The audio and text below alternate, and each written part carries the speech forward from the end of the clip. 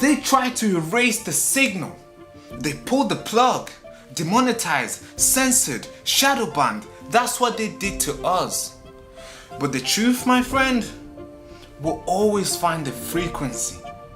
I call this Operation Airwave Liberation because I'm not just back, I'm broadcasting from ruined.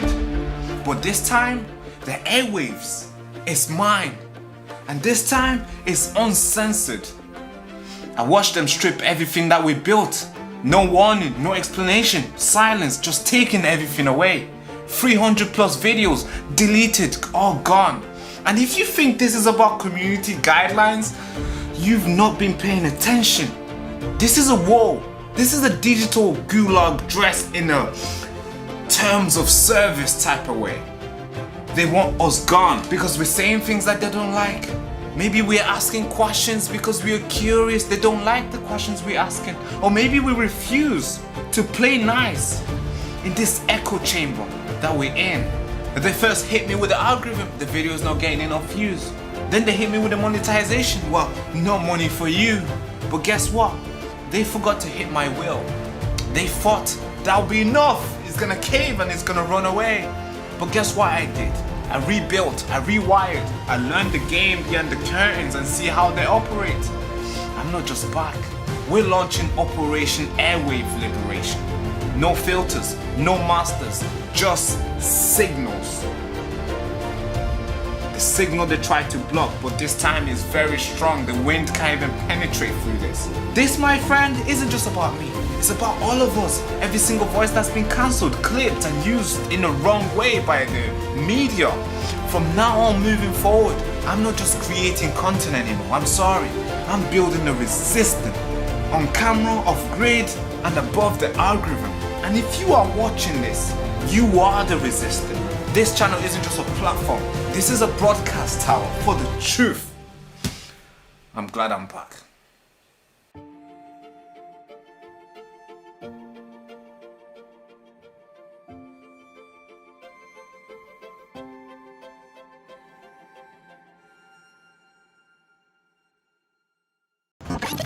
Hi, You're listening to Laila. The Baraka Show. Laila Cunningham, right?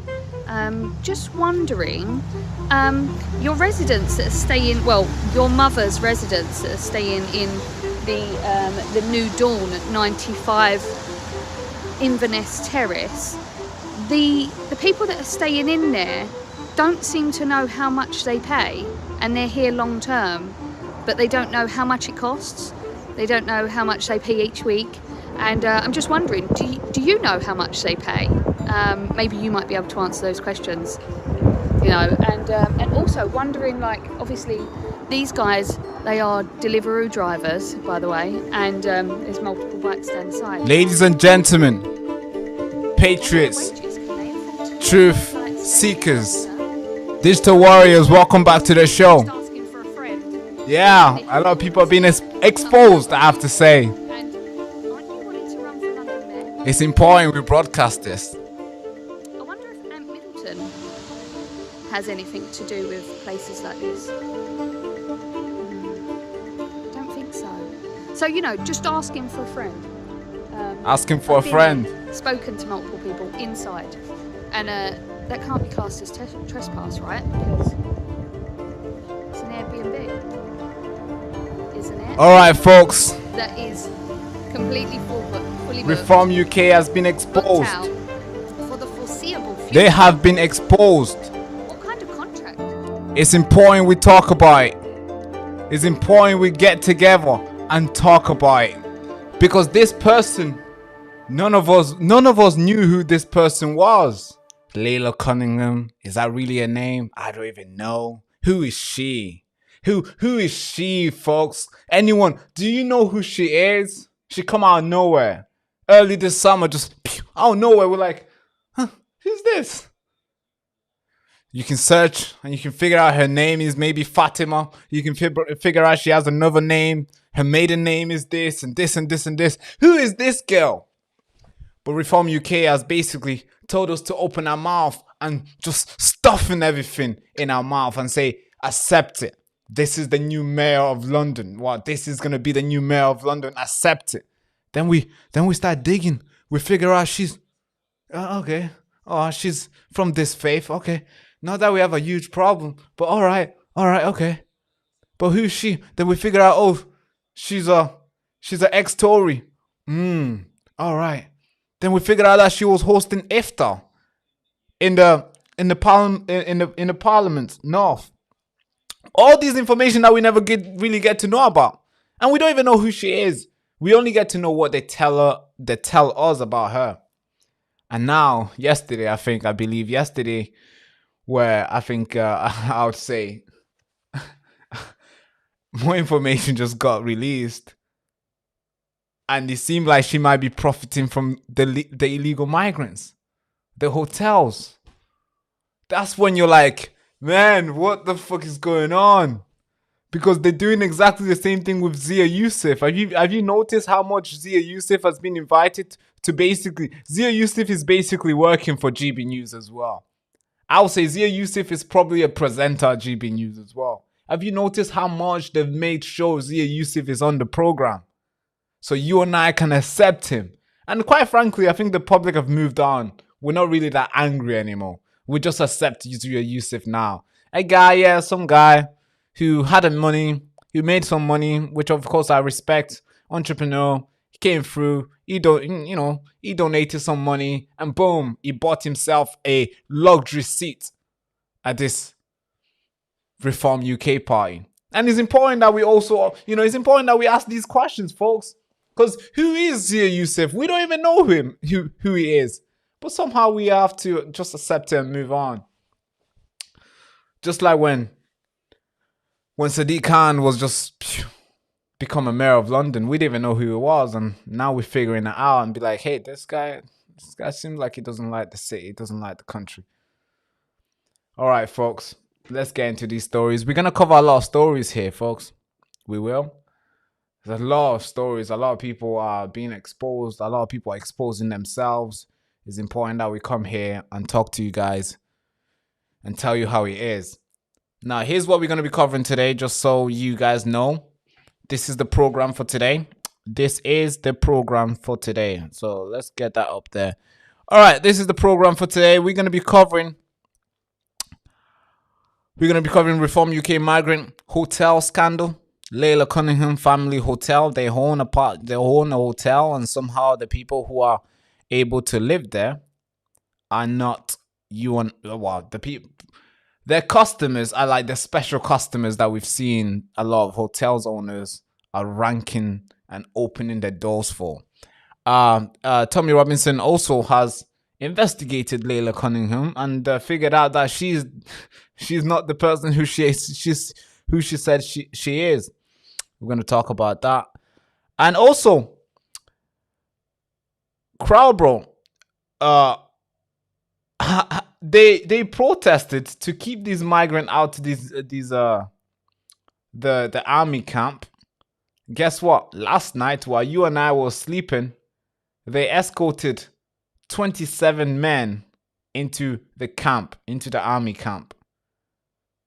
Despite all the protests, despite all the councils coming together and saying, no, this cannot happen. But guess what? The Labour Party still managed to get it done while you and I were sleeping. Yeah, that's kind of terrifying. What the heck? We need to talk about that. We're also going to talk about asylum seeker charged for sexual assault at Southampton Court Hotel. He was living in that hotel. Now he's been, man, there's a lot of these cases, folks. Sometimes it's like, how many do we need? And then we're going to talk about a Foster Wales. Yes. A company, or maybe I should say an organization that's out there looking out for children. Trying to connect children to parents, trying to connect, children to homes where they can be taken care of, foster parents and all this good stuff. Now they find a new business model. Now they don't need to get kids linked, into into families where they can be taken care of. Now they're asking you and I if we have a spare room where we can house illegal migrants while their applications get processed. I mean, what a good idea, right? Yeah, what a good idea. It's crazy, folks. What the heck is going on? So, Foster Wales is looking for British families to foster undocumented migrant men in their home. Wow, what could possibly go wrong, eh? Imagine. Look at the story. Look at number 4. Look at the story number 4, right? It's about asylum seeker charged with sexual assault. And there's so many of them. And number 5 is Foster Wales is looking for British families to foster undocumented migrant men in their homes. Wow. Okay. What a good idea that would be. And the last one, which should quite terrify. You should be scared of this remarks one rabbi made, I think yesterday, has been going viral. This remark, I mean, yes, I know a lot of Jews have come out and said, hey, he doesn't represent us. But okay, I understand. I think he doesn't. But we still need to report it, folks. We still need to report it. We can't just say, hey, no, he doesn't represent you guys. Oh, I understand. Maybe this rabbi saying what he said, maybe he doesn't represent all rabbis. Maybe he doesn't represent all Jews. But he said it, and it's important that we report it. Now, look, this is what he said. New Europeans to lead Europe into a freer, safer, and peaceful Europe. And I don't know if you know who are the new Europeans. New Europeans. Oh, it's important, folks. This guy talks about Asian migrants who have come to the country, Africans, including myself. We are the new Europeans, and apparently the Jewish community need to make an alliance, a good pact with the new Europeans, so the Jewish people can feel safe with the new Europeans in Europe. I don't know, folks. I mean, I have to report this because I was kind of shocked. I was thinking, what the fuck is this guy talking about? Then we did some research to figure out who this guy really is. He's a powerful figure. He's everywhere. He's a powerful rabbi. He's not just a random guy who happened to have a microphone on him. He was speaking at the Davos World Economic Forum. You don't get invited there unless you're big in your community, unless you represent some form of group or country. He was invited there and he was given a mic to speak. And he says that the new Europeans, meaning the black people who immigrated into Europe, meaning the Muslims, the Asian men, the Indians, or whatever, who immigrated into Europe, we are the new Europeans now. And apparently the Jewish community need to make an alliance with us, with the Asians and blacks in Europe, so then the Jewish community can feel safe, because the white Europeans are too dangerous for them to feel safe with. I mean, I'm not even making this shit up, folks. There's like a 4 minutes long video I want to play to you. Man, I needed to report this to you guys. A lot of people are just tiptoeing their way through it. They're just defending it. But folks, is it really not happening? All right. Again, I might get in trouble again. But all right, folks, grab your tea. Today I'm grabbing my waters and let's get straight into this. Let's get straight into this, folks. Okay, first story, folks. What do you guys think about today? What do you guys think? Should we skip that story, the last one, the New European? Should we skip that one? A lot of people is going to say, oh, that's anti-Semite. Oh, you're an anti-Semitic. Should we skip the last story, the New Europeans? A lot of people are not covering this. I understand why. Because it's a hard topic, especially in the UK. You don't want to be branded as a you don't want to be branded as another anti-Semite in the UK that needed to be cast out to the dogs. Maybe we should cover it, maybe we shouldn't. Comment down below. Do you think we should cover it? I think we should. It's important. It's important. Somebody says, nah, that's the most important. Yeah, that's right. Exactly. That story is the most important story today. Oh, God. Okay. Let's get straight into this, folks. Okay. So this is Nigel Farage and his new running mate, I guess, a new partner that they found. Laila Cunningham. We didn't know who this lady was, but somehow this lady has appeared, and she has made a name for herself very quickly. She's made a name for herself so quick, and now she's been picked to run as to become the new mayor of London for Reform UK. A lot of people disagree with this. A lot of people on the right, on the left, also disagree with this, because we don't even know who this person really is. We don't want to make the same mistake as we did with Sadiq Khan. We didn't even know who that guy was. All we knew is like, oh yeah, this guy, you know, he fights for people's right. Then boom, is he fighting for everybody's right in London? I'll probably disagree with that. Now we got this new person called Laila Cunningham, and we don't even know who she is. The only thing we know about her is that she's a mom, and her name is Laila Cunningham, and that's it. Everything else we don't even know. And if we ask, somehow we are racist far right, and somehow we can't even ask her questions because she'll call us racist far right, and saying that we are out there trying to, we are attacking her. We're trying to do a political motivated piece on her just for asking simple questions. This is her. Now, yesterday, a lot of information were exposed about her. And it's important that I show you this information. There's a hotel that her parents own. This is the hotel name. Goes by the name of Plaza Continental Hotel Limited. And when you see the name, she's a part of that. And when you look at this name, when you look at that first name, you're thinking, Brock, that's not a name. Come on, she's not called, Ella Mary Gailey, whatever that name is. She's not called that. And then when you do a little research like we do, we don't just look at the surface and accept everything as a face value. We do a little bit of research, then we figured out, hey, actually, that's a maiden name. So that is her real name. Maybe she changed it to Laila Cunningham to make it sound more, a lot of people do change it, make it sound more accepting. So her name is what I'm showing you right now. Cool. And of course, her parents and family, whatever, moms and dads, they own this hotel, the Down Hotel. Somebody made a post yesterday making a claim that this hotel, you can't book this hotel. It's busy until 2027. That's kind of strange. What kind of hotel gets fully booked like this? What's going on? Is somebody getting married for that long and is booking out all the rooms?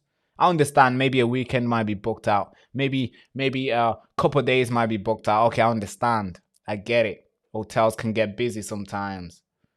But no, you don't just somehow not have extra rooms for your hotel for the next 2 years. That's a problem. And that's an issue. And that's a problem that we've been having for a while now, where a lot of hotels are basically saying, hey, you're not our customer. We got one special customer that we're looking for, and it's the guy coming with a dinghy. That's a lot of hotels today, and she's taking that route. So there's a video that was published by Sarah White, a good guest on the show here. I have to say, brilliant person, Sarah White. She published this video, and she was out there. She literally went outside to actually see the people who are in this hotel. Why is this hotel not booked? Why can't we book this freaking hotel, folks? What's going on? Sarah White, she took her scarf, put the jacket on, took the keys, and she went out to fully check for all of us. Thank you, Sarah. Thank you. I appreciate you. She went and checked.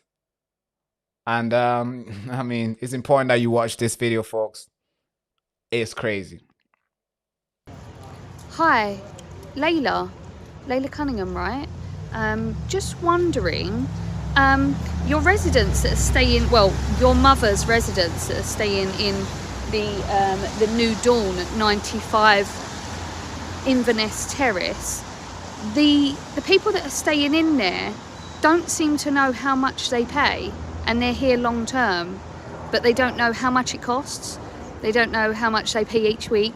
And I'm just wondering, do you know how much they pay? Maybe you might be able to answer those questions, and also wondering, obviously these guys, they are Deliveroo drivers, by the way, and there's multiple bikes down the side, and on their wages, can they afford to live here, like stay here long term? Just wondering, you know, just asking for a friend. I mean, the hypocrisy coming out of Reform. And aren't you wanting to run for London Mayor? Oh, I wonder if Ant Middleton has anything to do with places like this. Don't think so. So, you know, just asking for a friend. Yeah, I've been in, spoken to multiple people inside, and that can't be classed as trespass, right? Because it's an Airbnb, isn't it? That is completely fully booked out for the foreseeable future. Ooh. What kind of contract has your mum got on here? Good night. I understand. Oh, okay. All right, Sarah. I know what Sarah is doing here, but it's important. All right, it's important. I know what she's doing. She's trying to cause some trouble. Trouble has been caused. All right. We're already in this situation now. All right. Thank you so much, Sarah. But that video was needed. So Sarah went there. She spoke to the resident, to the people who are occupying the hotel. They can't speak English properly. They don't know how much they paid, and most of them have Uber delivery bikes outside, as obviously you've seen yourself. Well, you can add 2 and 2 together, can't you? I'm sure you can, right? You know, maybe they might tell you if you add 2 and 2 together, it's going to be 8. And then you might not get to the right calculation number. But hey, look at all the hotels. Can you book the Epping Hotel today?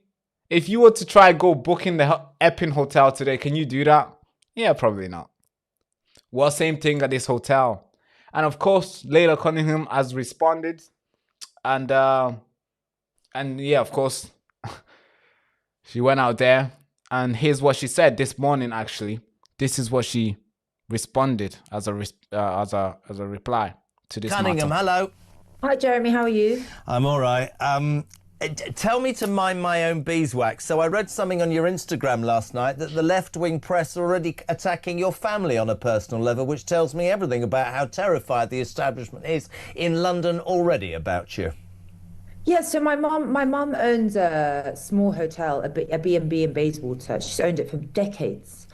And they're trying to insinuate that it's a migrant hotel. You know, I had some random person from Advance attend the hotel yesterday and says she spoke to people. She didn't speak to anyone. It's never, ever been a migrant hotel. It's a cheap B&B in the centre of London from Hyde Park. And, you know, my mum was crying yesterday because she's like, you know, I came to this country with nothing. I worked 6 jobs. I never depended on the government. And I bought this and it's my business. Why are they attacking me and making up stories? Let me ask you a question. Just, I haven't been in politics, but I've been in the media for many, many years, and I've had a couple of tsunamis. Are you ready for what's coming your way? Because the establishment, the press, and other politicians will do exactly what you've experienced because they'll see you as a threat. 1,000,000%. I'm ready. It's just, and I don't mind, attack me as much as you want. It is harder, admittedly, when they go after my mum. Of course. Who's 92. That's awful. You know, she's absolutely done nothing. Insinuating that, number one, there's crime in the hotel, which there isn't.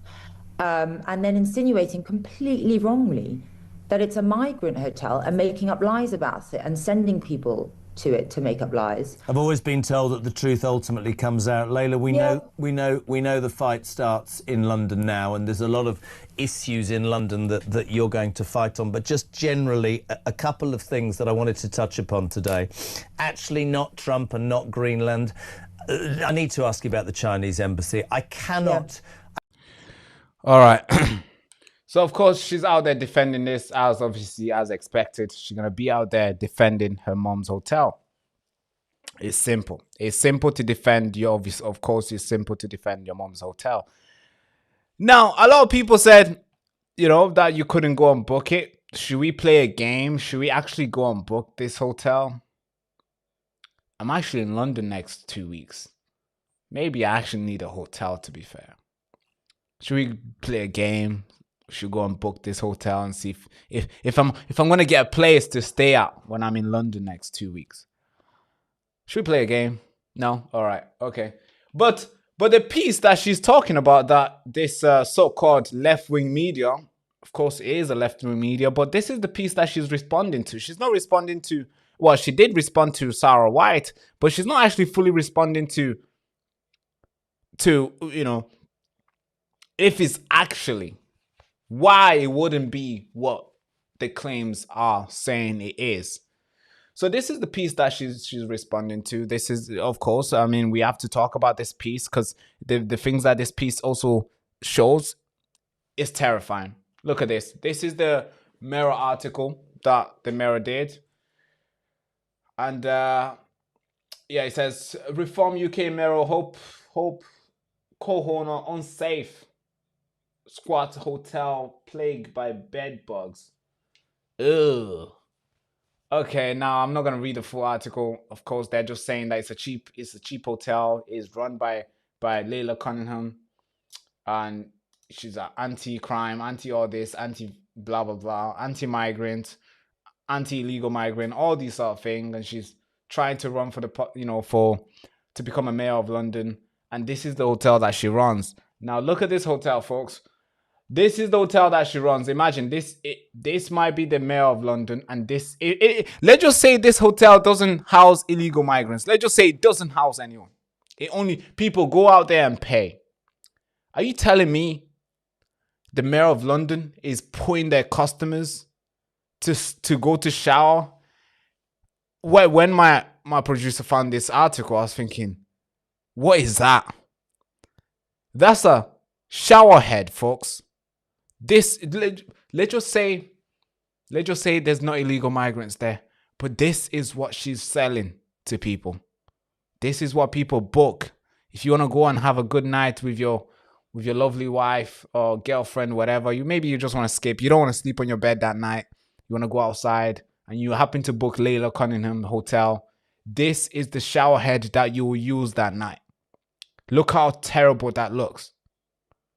Let's just say she's not housing illegal migrants. This is what she's giving her customer. Now, I'm not going to read the article. I just want to show you the pictures. Folks, that's the window. That's the corner of the door. Are you telling me this is what a mayor of London? This is how she takes care of their guests right now. This is what she does to take care of her guests who book her hotel. Look how dirty it is. Bro, it's about standards, folks. It's about standards, all right? London used to be, used to be one of the most important city in the world. The business capital. The most expensive capital city in the world. Money was, back in the days, the money had to move to London first before it gets in your bank, before it gets in your local area. That's how big London really is. Now we about to take London away from Sadiq Khan and to give it to this lady who cannot even manage her Airbnb. For me, that just disqualifies her. If she can't take care of her house, if she can't go out there and clean the windows, what makes you think she'll go out there and make sure London is clean for everybody if she can't clean her own room? It's about principle, folks. That's what your moms always walk. My mom always walked around in my room. She'll never knock, and she'll tell me to clean up for no reason. It'll be weekend. I just want to stay in my room, maybe play some music, maybe play some games. She'll walk in and tell me to clean my room. It's about principles. Your room needs to be clean. The windows, if it's dirty, you remove the things. You clean the windows. You brush the room. And when it's clean, it actually feels good.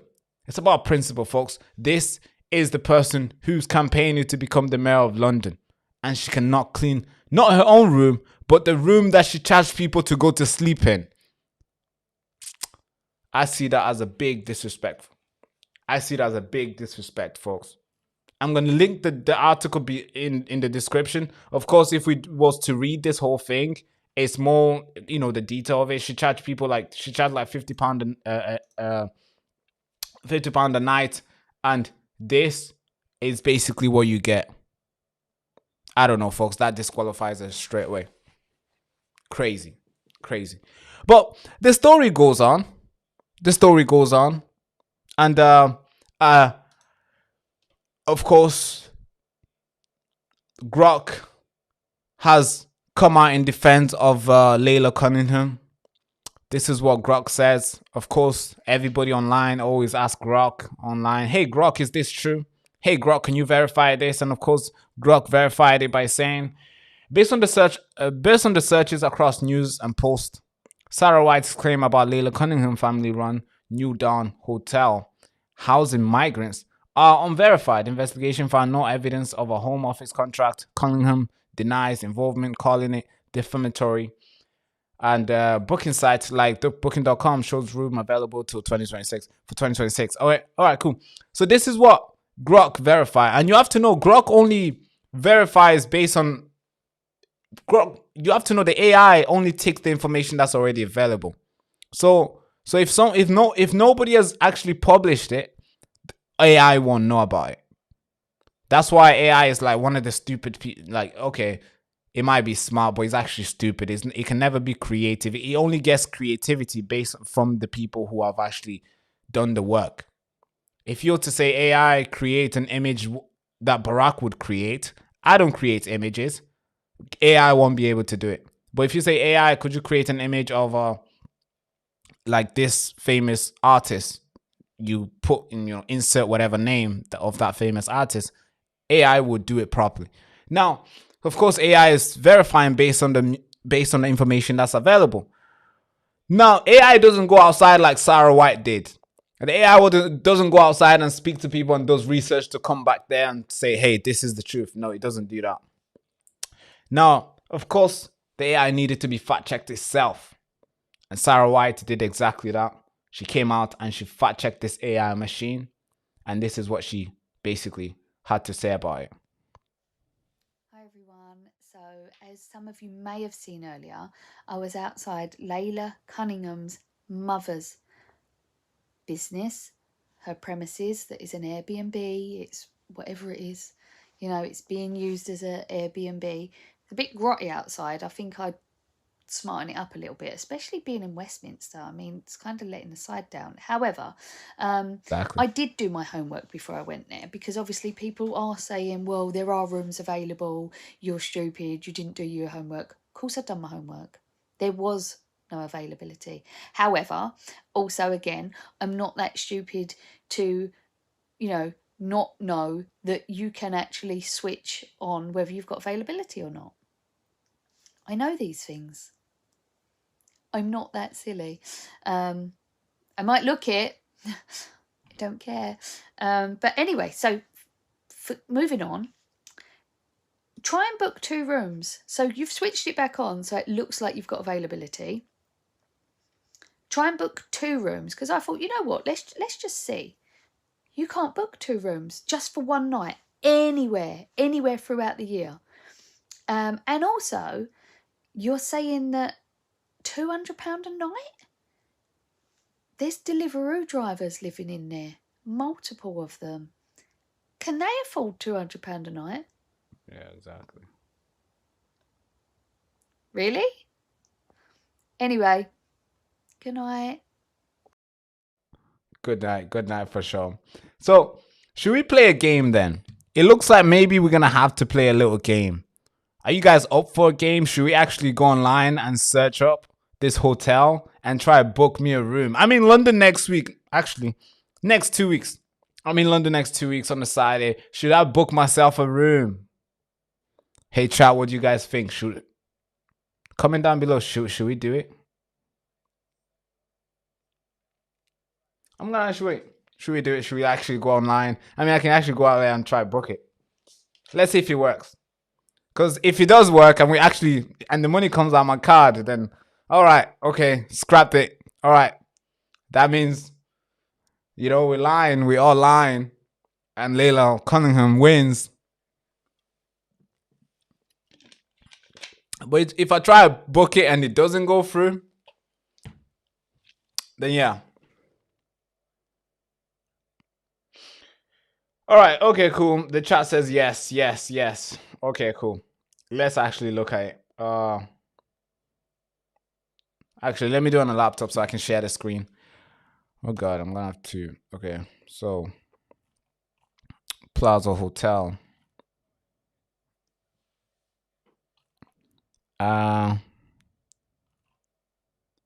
Okay, I think this is the hotel, isn't it? Hold on, folks. Nah, no way. I don't think this is the hotel. This is in Egypt. What? You might actually book the Egypt one. Let's actually find the original hotel because I don't want to book something that isn't. So,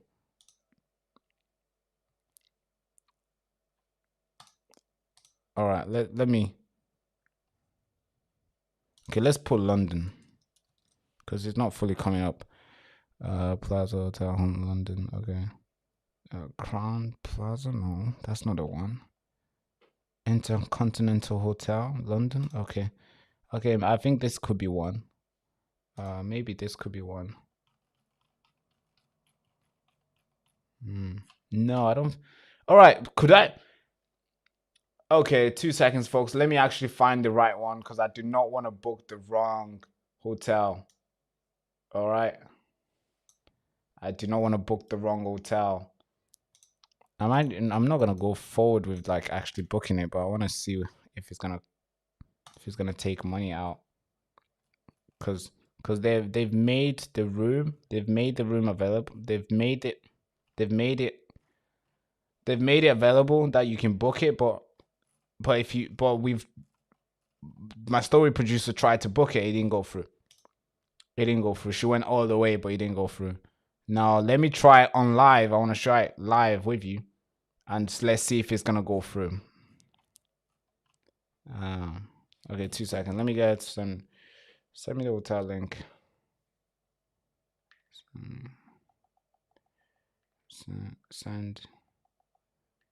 Send me the hotel.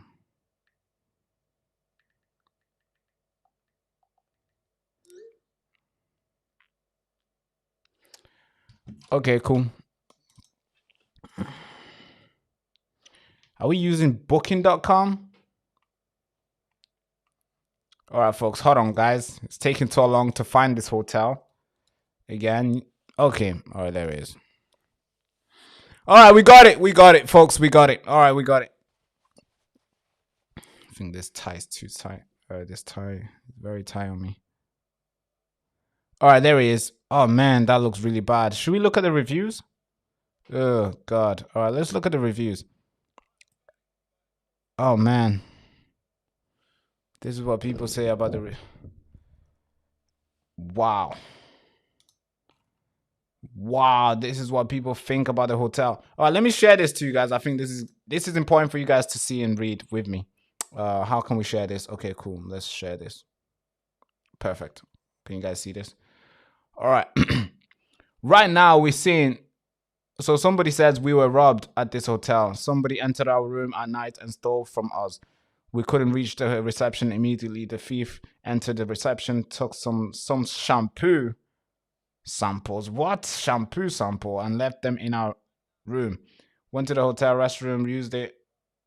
Nobody noticed. All right, bro. I don't want to read. Bro, look at the reviews. This is how it looks. Man. Wow. I think... Isn't this fraud, folks? Like, isn't this like...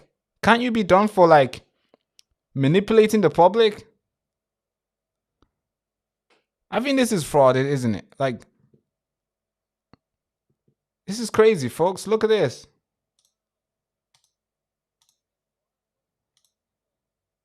Wow. At least get that done properly. What's this? Oh, you came to fix the door. You came to fix the door. Okay. Ah, ew. What the fuck? Ew. Wait, somebody you... Alright, that is fraud. Okay. She needs to give the money back. Yo, what? There's no maintenance here. Like...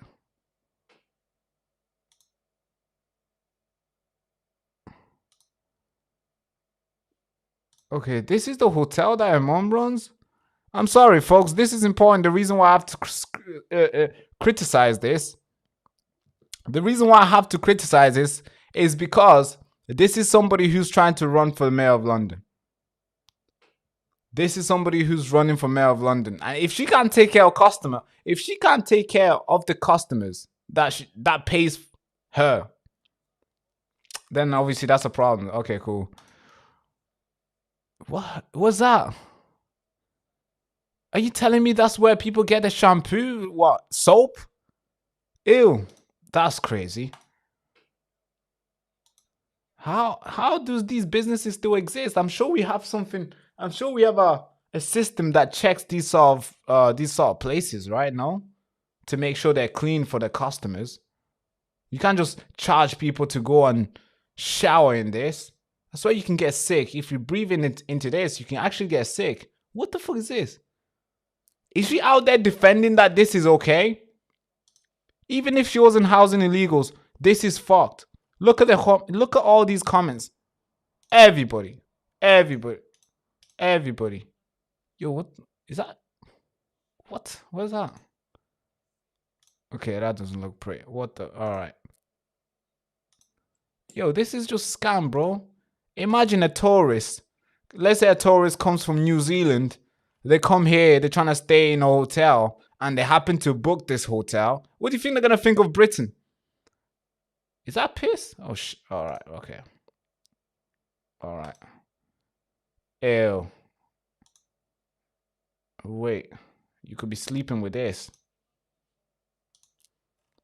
A tourist comes to the country. They want to stay in Britain for a couple of days, and they happen to book this hotel, and this is what they get. Tiny little room. Bro, they're not going to come back to Great Britain ever again. I mean, we can go on and go on. Almost all the reviews are like pissed. People are angry, bro. Okay, this guy says something good. Just have to stay on you down to two nights. Seven of us in 2 rooms. What the fuck? 7 of us in 2 rooms. Okay. Oh, that's crazy. Oh, they allowed 7 people in 2 rooms. All right, this is crazy. Should we try book this now? This is the hotel. Okay, let's try. Let's check about availability. Okay. All right. Let's say I'll be in London next month. February 7th. Okay, 1 person, just me, top G. 1 person will be in London. All right, just me and okay. What? It's gonna cost me what? New Dawn Hotel. I need the New Dawn Hotel. Okay, visit site. Is this the actual hotel? I want to make sure this is the correct one. Is this the correct one? Why does it look so pretty from here? When? Is this the New Dawn? Okay, I think this is the wrong one. All right, let's go back.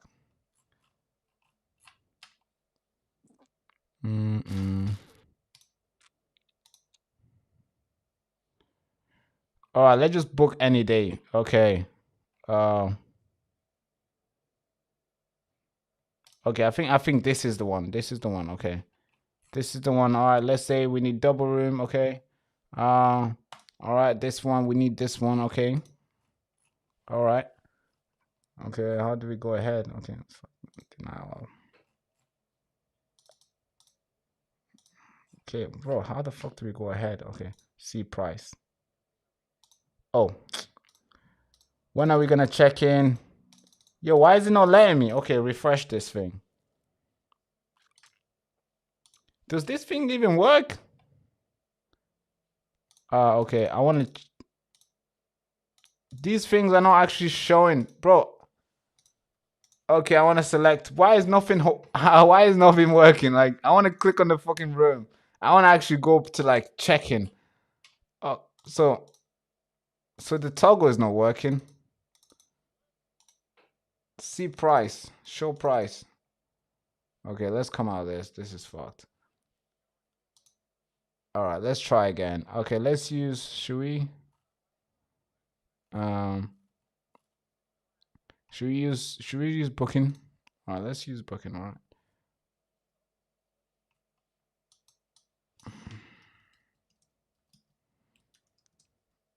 New Dawn Hotel. Yeah, this one. Okay, New Dawn Hotel. We need to find this one here. Can we even find it here?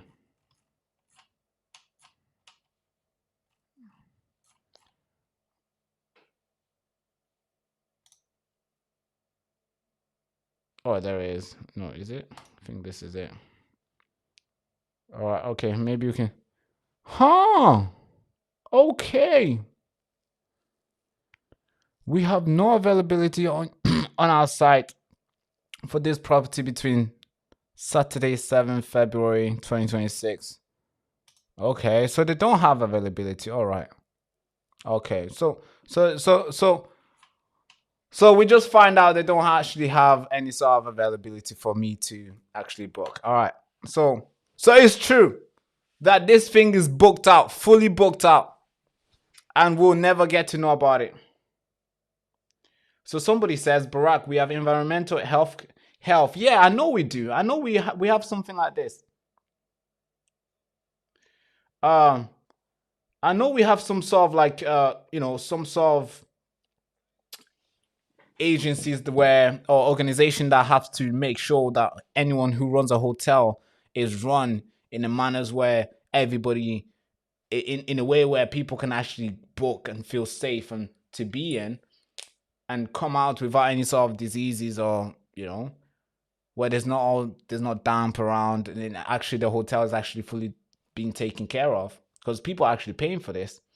The fact that the fact that is only 2.7 reviews, almost every single person is saying bad thing about it. I think we should close it. And the fact that this is the person who's trying to run for the mayor of London, that's a huge problem, folks. That's a huge problem. I don't approve of a person who cannot take care of their customers to be in charge of taking care of the whole one of the biggest capital in the world, London. I don't think so. So I disapprove her now. Oh, but fuck, I mean, now multiple people have weighted into this story, and Tommy Robinson has a lot of things to say. He went on, he did his own research as he always does. He dug deep to find who this Laila Cunningham girl really is. Who is she? Why is she being prepped up by the media? Why is GB News doing so much to make sure that we accept her? Why is Talk TV having an on almost every single day? Like early this morning, she was on Talk TV. Probably she's scheduled to go on later on. She's probably scheduled to go in the evening as well. Maybe tomorrow she has a show there. I don't know. She's there every single day almost. Same thing with Zia Yusuf with GB News. He's probably another presenter. I don't know how much they pay him because he's there almost every day. So, and they're trying to feed us this. They're trying to give us all the information about these guys, and they only give the ones that are good to make us accept these people, to make us feel like, oh yeah, he worked his way up there, but actually he bought his way up there. He donated and somehow he became who he is in the party. Now, of course, Tommy Robinson did his research, and this is what he has to say about Laila Cunningham. It's important. Listen to this, folks. Do some research, he says. I did some research into Laila's previous tweets, went back through her whole history. Pro-Pride, pro-LGBT, pro-Pride demonstrations. London is gay, London is trans, London is Muslim, all this bullshit. It could have been wrote by Sadiq Khan, actually, when I looked at it. So I did my research, mate. I looked on her own acting profile, she, her pronouns. Whoa. Now, I know she's coming out strong now, talking very different to these things now, but why now? So I did do my research because I wanted to see, because I thought, I listened to her debates, thought she sounds great. Where's she come from? And when I looked at where she come from woke bullshit. Now the public have changed. So because the public have changed, so many of these people who were on the side of woke bullshit are now jumping ship because they can see the mood of the nation's change. Now everyone has an opportunity to wake up, to see the error of their ways and to change their views. But these are new views by Laila. That's all the point I'm making. That's why I said this Laila. I didn't look into what Sarah said, whether it's true, whether it's false. I just said this Laila. So I don't need to research anything, mate. You need to research her history, what she says, what she stood for, where she's come from, previous. I've looked at companies, I've looked at everything. Yeah, so I've done my research, mate, which is where I found these posts. Have a good night. Yeah, exactly. A lot of us have done our research, but of course they're gonna keep telling us, do your research, do your research. You don't know who she is. Then we figured out that she has a tattoo of the Islam logo on it, on her forearm. Then we do our research, we figure out she's Muslim who was hosting big iftar in the parliament. Then we do our research, we figure out, hey, her mom's owns a hotel that she can't even take care of. Then we do our research, then we might figure out that she's housing illegal migrants, because now we can't book the hotel. I just done the experiment with you guys. We literally spent like maybe I'll probably say like 5 minutes looking for this hotel, and we figure it out, and we tried to book it, and it says there's no availability for me. Maybe she could be housing illegal migrants. Maybe this is the person who she is. She can't even take care of her own house. She can't even take care of their customer. This is what she gives the people who book her hotel. This is how the hotel really is. And people are saying, oh, you don't know her better. Do your research. What, the research that you have done? You just want me to accept your research? No, because there's a lot of information that a lot of people are keeping out of this. They are trying to protect her. They are trying to just keep us blind until she's in. And that's what it is. Who is she? We don't know who she is. And listen to this. She was asked an important question. And just listen to how she answered this question. This question she was asked on GB News. They asked her this question, and this was her response. Listen to this, folks. It shocked me, because I was expecting her to answer that. And what she said is kind of like, what? Really? That's what you have to say? I mean, now, and this is not an old video, by the way. This was a couple of days ago. That's all you have to say? And you're telling me that I should vote for you to become a mayor of London? All right, I understand Sadiq Khan is bad. He's not good enough. He's not competent enough. He's not able to get things done. And when he does get things done, it's not the right way. And you're telling me you want me to pick you? And you're showing me that you're maybe might be worse than him? Listen to this, folks. I was going to say there that in 2022, when you stood as a Conservative candidate, Boris was the Prime Minister. If you felt that he was betraying Brexit, why did you stand? Quick question. Because I stood for my area, for my community. For both of you. Crime was rampant because the Tories... hang on, excuse me. If the Tories are so bad, why is Reform UK filling themselves full of them? I can't answer that. And that tells you everything. That tells you everything. This is a person who would join every single party, every single group, so they can advance their political career. She knows Reform UK is not the right, is going the wrong way. She knows that she's lying about herself. She's keeping her information. She's just keeping us guessing, gaslighting the public. But she'll do every single thing possible to advance her career. Why is Reform recruiting all the Tories? I can't answer that. But since this is the best vehicle for me to get myself where I need to be, I'm going to stay. This is what they do, folks. Soon Boris Johnson might run for Reform. Who knows? Soon Rishi Sunak might run for Reform. Who knows? Maybe Kemi Badnoch, when we forget, maybe she might run for... This is basically the same thing, the same Tory. She's an ex-Tory. Almost all the people in Reform UK, maybe apart from the independents who have joined them, are either Tories or Labour. That's what it is. It's literally like Labour and Tory having a baby. And you get Reform UK. Yeah, a fucked up baby, right? Who will lie, deceive, to do every single thing possible to get himself in power. It's dangerous, and I think the public have had enough with it, and that's why we are on the edge in accepting who this person really is. You're not going to spoon feed us anymore. You're not going to force us to accept Zia Youssef. You're not going to force us to accept Laila Cunningham. We've had enough. I think we're awake now. We do our own research now. And we're choosing with our... We're going to make sure we are greedy with our vote. We're gonna be greedy with our vote. We're going to keep it closely to ourselves. Just like you are keeping your information closely to yourself. We're going to choose wisely this time. And a lot of my supporters are saying that Ant Middleton might be the one. Maybe. But we don't know yet. We can't just give him the vote as well. We also need to criticize him as much. I'm in touch with Ant Middleton. He's going to come on the show very, very soon. Viewer discretion. I mean, our podcast, it'll be big. It'll be big. So he's going to come on the show very soon. I'm thinking either to do it pre-recorded or we do it live. What do you guys think? Should we have Ant Middleton live so you guys can ask your questions as well? We are in a conversation and getting him on the show. We're going back and forth.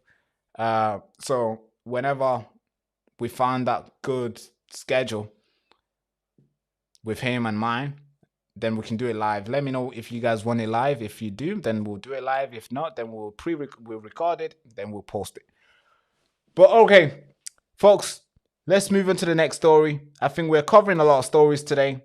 We are covering so much stories today. Here's the next story. All right. Number 3. First migrant bus bust into army camp in the dead of the night despite furious local protests. Oh God, these guys. I mean, is there such a thing as a democracy, or maybe do protests really work? Do protests really work, folks? I don't even know. Do protests really work? So here's the story for you here. Let's break it down, shall we? Let's break this story down. So first, migrant bust into army camp in the dead of the night despite furious local protesters. Now, first, the group of migrants have been transported into Sussex Army barracks overnight. The coach with police escort, police escort was driven onto Crowborough camp in persistent rain just before 3:30 a.m. today. The Home Office has confirmed the site accommodates single adult male illegal migrants who are claiming asylum in the UK in the basic safe accommodation while their claims are being processed, accessed, whatever. They transferred over 27 men despite all the protest. I've seen a lot of protest in that. That area is a small area, by the way. It's a tiny little place in the country. But somehow, they must. A lot of people came outside. I would say 99% of the public says no to this. I would say 99% of the Crowborough area, Sussex, they say no. They said, we don't want this. And they've been protests for a while. They've been protests for days. And they're saying, don't do this. And of course, the government came out and said, we might not do it. We might not do it. Don't focus too much. Don't stress too much. We might not do it. And of course, the public were probably thinking, yes, they might not do it. And guess what? They went ahead and did it. Now look at this. This is the crowd that turned out to go protest against this. So almost the whole town turned up. Almost the whole town turned up to say, no, we don't want this. The whole town. Look at this. Young men turned up to the street to say, no, we don't want this. Look at this. Moms and dads. Look at that street, folks. Can you see the pictures? Young men turned up saying, young men, dads, uncles, nephews, sisters, kids, they turned up. They had a meeting. The councillors, they turned up as well and said, we don't want this. This is a situation where there was actually an alliance of the councillors, the local power in the area, and the people. They got together and they said no. But Shaban Mahmood said, F you. Nobody really cares. Look at this protest, folks.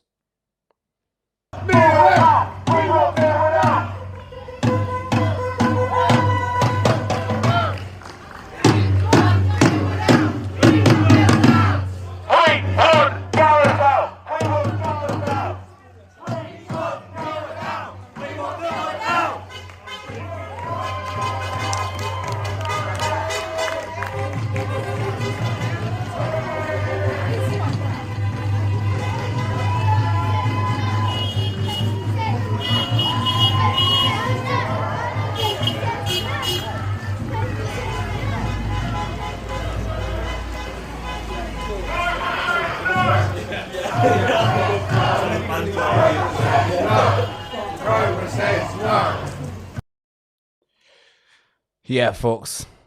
This is what we're fighting with now. So it's not about, oh, turn up to the protest and you're going to stop the government. No. It's turn up to the protest. The government will do what it feels it wants to do. What it thinks it wants to do. What it thinks is best for themselves. Hundreds of people turned up. Thousands of people turned up that day. Multiple days. To protest. To say no. And they thought they won.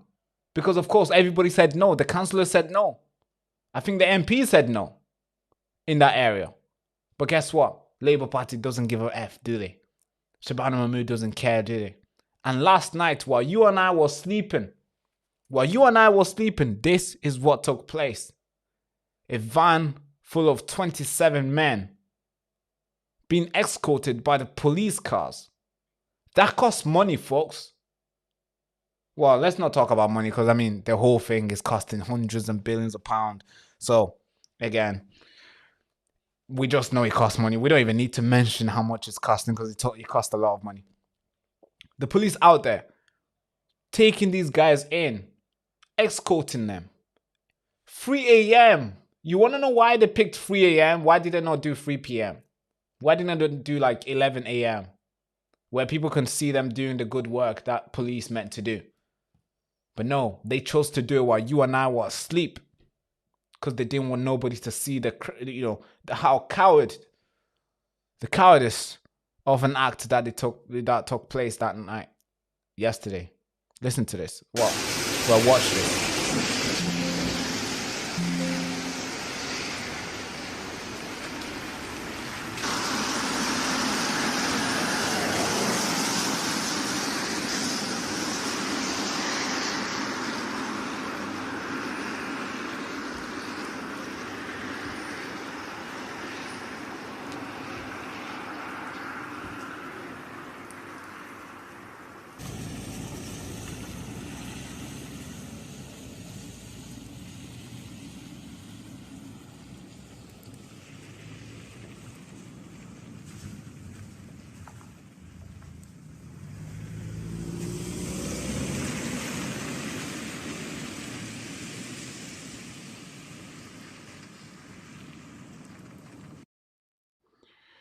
Yeah, folks, that's a police car escorting all these guys. There's a police car in the dead of the night while you and I are sleeping. We're sleeping like a baby. We're just chilling. We're dreaming that democracy exists, and every time we protest, they listen. That we defeat them every time when we turned up with the numbers. No, we're sleeping. We're, sleeping beauty, I guess. There's a van and a police car escorting these guys in that very place that had hundreds of people surrounding it, saying no. MPs, councillors turned up to say no. But guess what? It doesn't matter. Why does it matter to them? It's insane. So the first 27 migrants have been moved into this site, which will be scaled up to more than 500 men. Folks, this is crazy. To more than 500 men, with Home Office insisting they will only use the house. They will only use the house up to 3 months. They'll use the camp. Sorry. Well, it says how they will house them for up to 3 months while the asylum claim is processed before being removed from the country if the claim is rejected. Now, here's what the councillors, the activists, have said. It's important that we also put their faces on the screen because they've been very instrumental in this into this movement to make sure this doesn't get done, doesn't go through. And this is what they had. This is their reaction to Home Office's action here. So it is confirmed that the first asylum seekers did arrive in the early hours this morning. I think there's around 30 of them. The Home Secretary and the Home Office do not give a damn about the impact on this community. They've obviously gone ahead. They didn't give the 48 hours notice, which we knew they were never going to do. Wealdon District Council don't appear to be considering a stop order. So we are meeting with the legal team and I will update you later. Unfortunately, I don't have anything further, but I did say that we would be open and transparent with you. We do know that they are in there now. And yeah, we'll update you as soon as we can. Yeah. It's not a hotel, it's an army camp. It's an army barracks camp where they removed young people who were training there. They removed the young people, the cadets that were training there a couple months ago. They removed them from training there to that camp so they could house illegal migrants.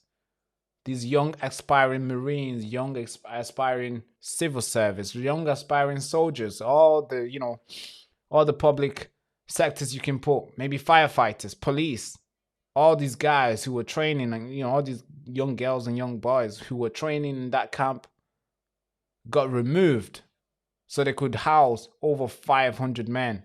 Right now, the first bus that went in last night took in over 27 people. So, of course, there's multiple buses that will be coming through to put those guys in. I mean, that is like a big middle finger, first of all, to the younger generation, because we're saying, hey, we don't want you training in this camp. We want this guy to sleep here. Get out. That's basically what it is.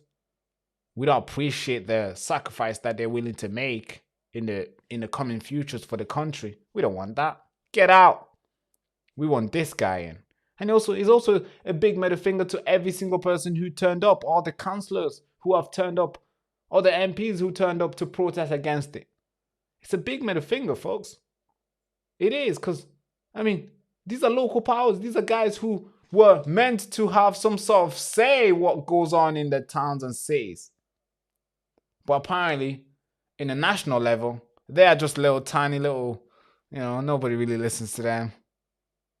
Because this is the first moment, this is the first time where we've seen councillors, MPs, and the people working together to stop the Home Office from making these decisions.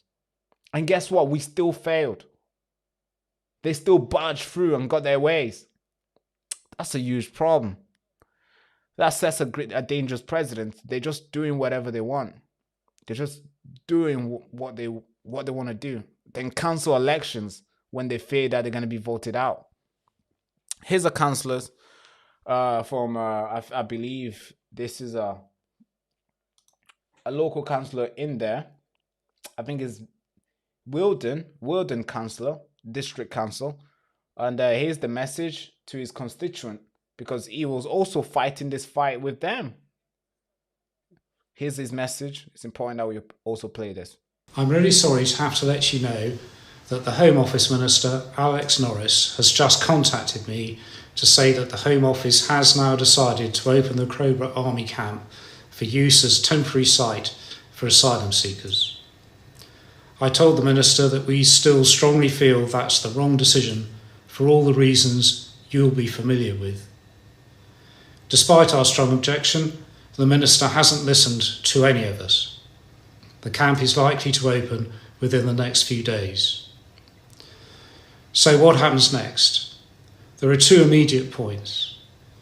First, we've immediately contacted our legal team to ask them to review the decision to see if there's any way we can bring a legal challenge to it. We know this is a long shot, but we've been probing the Home Office throughout the process to see if we can find a way to bring a successful legal action. We will act if our barristers advise that there is a reasonable chance of success. Second, we all have to recognise that it is very likely that the camp will open. Whilst we know a lot of people will be angry, frightened and worried about this, we're going to have to try and find a way to make the best of it and certainly not make matters worse. For that to happen, I hope everyone will come together in the way we did when the Afghan families and Ukrainian refugees arrived. Crowborough showed the best of itself through its collective spirit of togetherness, empathy, support and kindness. As difficult as many of us may find it, I ask that the same spirit comes to the fore again. We must all take responsibility for making our community feel safe and secure, and as a council, we will continue to work with the police and other local authorities to help with that. This is a message which I never wanted to have to give. We still believe the decision is wrong, but we do have to make the best of it. Please keep looking at our website for updates, and please look after each other. Yeah, this is where we are now, folks. This is the situation where we are in. It doesn't matter if you got conservative in power. It doesn't matter, because they did exactly the same thing. They actually made this mess. And now, of course, Labour Party is like, it's like a pig in a puddle. He's having fun, dancing around, spreading the mess everywhere, uncontrollable.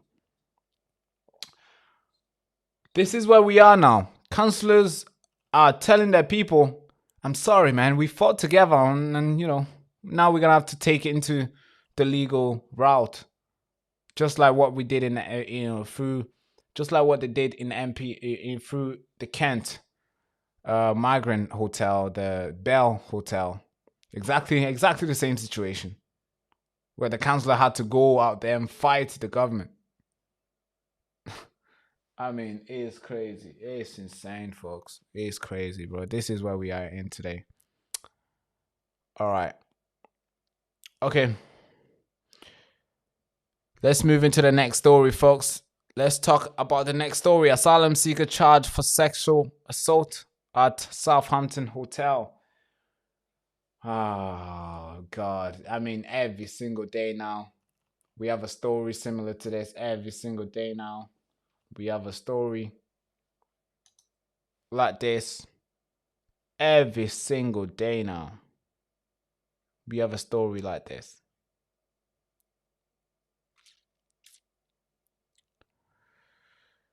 So,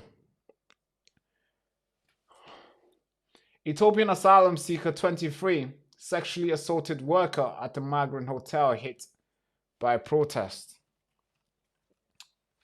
Okay, why is this big black thing keep coming up? Okay. An Ethiopian asylum seeker has been charged for sexually assaulting a member of a staff at a hotel housing migrants. I mean, oh God, really, bro? I mean,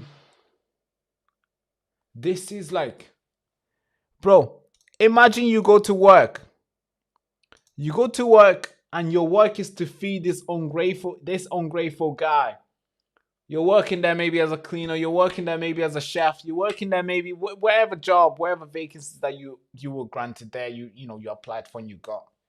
And your job is basically to feed these guys. To feed these guys, to take care of them. And somehow, they're not out there to say thank you to you. They're not trying to show you their appreciation towards you. But no, they want to basically hurt you, assault you, see you. Well, they want you to meekly beg for forgiveness for what they put you through. This is the situation that we have now, where almost every single day there's stories like this, where a guy who got here, invaded the country, we have to say. We didn't invite him. We didn't accept him to come in. It's not like he applied and we said, yeah, here's your visa. You're granted to be around for the next few months in this country. Or maybe for the next couple weeks. No, he just barged through. And then we're forced to basically house him. Well, we force ourselves to house him. And then this is what it does to our people. 23 is accused of molesting a worker at the Highfield House Hotel in Southampton, which has been a focus of a regular anti-migration protest. There's been a lot of protest in this area, by the way. Nick Tenkoni has been leading the way to protest in this area. He's been taking the flag. He's been raising the flag in the area, and it's crazy that the fact that this is what we have over there. This is what's going on over there. Protesters mainly from a group of Southampton patriots have held regularly rally outside the hotel over the past few months, demonstrating against its use for housing migrants. A restaurant next door claimed ongoing issues with the hotel forced into close down. Well, that's crazy. Forced into close down after 20 years of business earlier this month. Really? Wow, that is not. So another business that was operating for over 20 years near the hotel forced to close down because of the ongoing issues around. I mean, they just put another business, a business that was probably contributing a lot to the economy, to the local economy, a business that was giving out food and housing and hosting people there in a restaurant had to close down due to the issue in the area. This man was remanded in custody to appear Southampton Magistrates Court this morning. Hampshire Constable spokesperson has said, I quote, officers investigating a sexual assault on a staff member at a Highfield House Hotel have charged a man.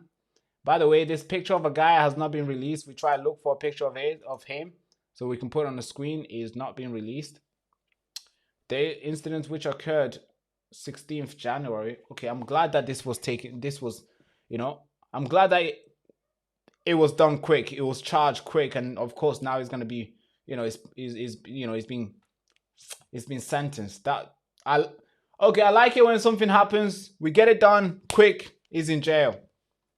Of course, I don't like it when it happens, but if it does happen, and in this situation, it's not about if it does, it's about when it does happen. I like it when we get these guys arrested quick. I'm getting hot here.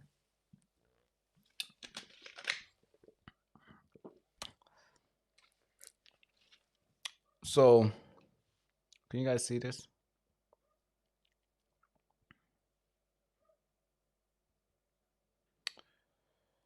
That's the hotel there. The hotel, let me find more information about the hotel. Give me a second, folks.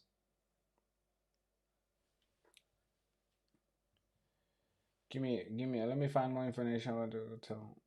There's not that much information. Okay, cool. All right. Here is the information about the hotel. The hotel owner have ignored our communication for help to assist this ongoing damage caused by the hotel residents. Oh, God. Okay, it's important to read the... Wow.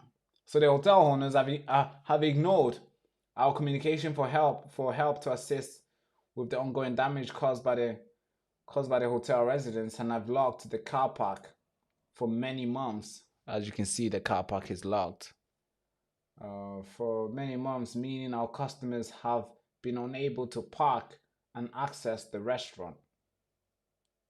So they're not just out here sexually assaulting young people and abusing their staff, or abusing the people who are working to help them out. They are also destroying other businesses nearby. So it's not just they're not just hurting us economically, they are hurting the residents, and they're also hurting the businesses around there. So I mean, we're losing we're losing so many things. I don't actually get the benefit of it. There's no benefit. Can somebody actually tell me the benefit of housing these guys? Maybe we can set up a camp in France and keep them there, and then maybe we can do the asylum from that side. Because that way, whatever damage they do there, it's not on us. It's over there, and then we can choose any time and be like, all right, we're not doing it anymore. They stay over there. But since they're here, we can't say, hey, we're not doing it anymore. Especially if they know their claim is being rejected. You know what they do when their claim is being rejected? They walk out of their hotel and they never come out. They never come back. That's what they do. They just scatter around, and they might end up in Glasgow. They might even end up in Dublin. A lot of migrants that turned up to Dublin is because we rejected them here. They just go around the place. Maybe they might go back to France, and try again in Spain. You know, they'll go around. They'll literally go around. They'll find their way even to Greenland. You know, they get themselves to Russia as well. That's how crazy it is. So I don't really see any benefits, especially if this is what the hotel, this is what businesses around the hotel have to go through, where they have to basically being forced to close down, because not only that a migrant is out there sexually assaulting people that are working to help him out, to basically to feed him, but he's also out there destroying premises around the hotel, which caused damages that this restaurant particularly had to close down. There's not any other information about this case apart from the restaurants. Man, I feel bad. This is how the restaurant looks like. Let me show you. That's how the hotel looks like.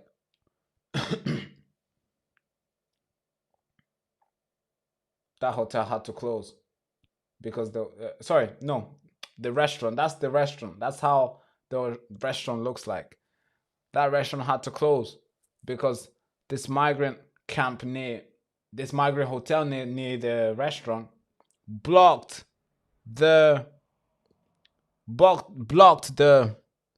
parking,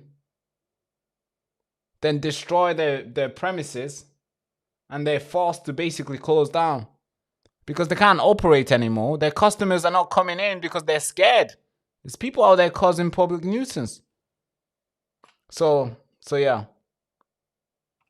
It's crazy, folks. It's crazy.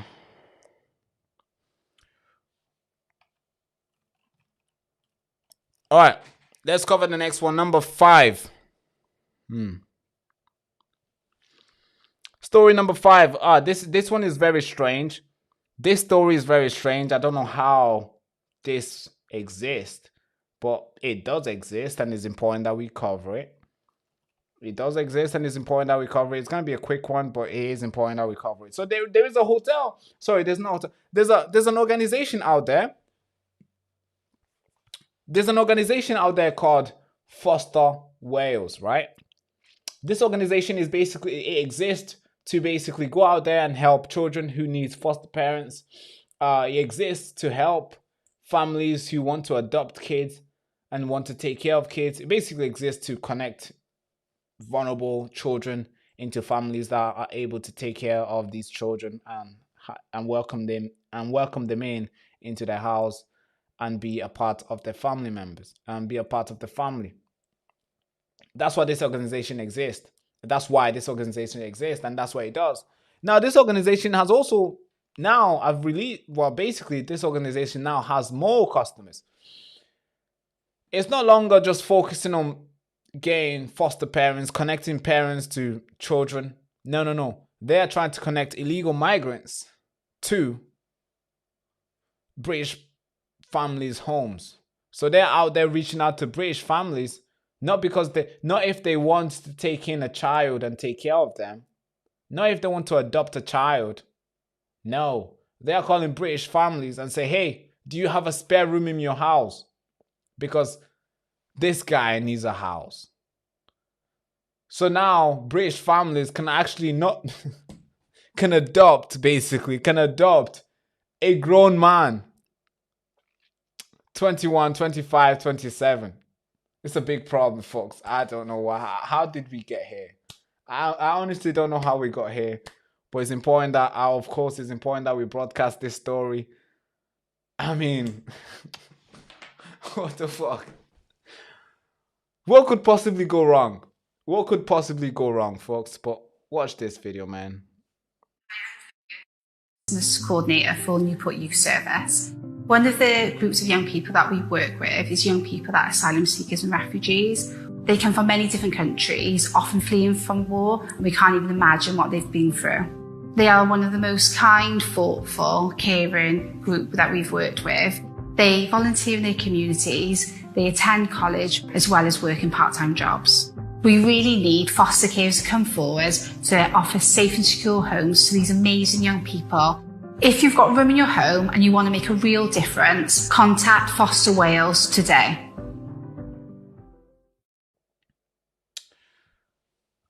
So now this foster whale was basically built. And by the way, if you're wondering who's paying money for this, who built this organization, and who's making this organization stand till today? Well, it's not a private organization. It's not like an evil guy who's out there running this business and he wants to connect illegal migrants to a British family, and he thinks this is like a noble egalitarian type of idea and we should push this. No. This is governmental organization. It's a government-run organization. So all these adverts that you're seeing that I just played to you, the taxpayers' money went towards that. That's what it is. So this is a government organization that's connecting. Not, maybe they failed to get, what you call it? They failed to get these illegal guys in so many hotels. Now they're like, man, we want to put them in your house. And look at the pitch. Hey, if you have a free house. Hey, if you have a free house, come help. Taking this guy in. Adopt him. Well, so a young girl went out there and she made a call and she pretended that she wanted to adopt one of these guys. I think it's important that I play this video to you guys. She pretended that she wants to adopt these guys and she was like, hey, I'm going to adopt somebody. I'm ready to adopt someone. Please help me out. Show me how to do it. And then she started, through curiosity, she started asking the questions. And then she got to know so much questions about this campaign. I think it's important that you and I sit here and listen to what this campaign really about. And some details that, of course, you wouldn't get to know unless you actually made a call. Now, I'm sure they're not going to tell people who just randomly makes a call because, of course, now they know that, hey, man, we're getting criticized out there. A lot of scrutiny is coming on. Is going towards us. So, but listen to this call. Listen to this call this young lady made. I think it's important.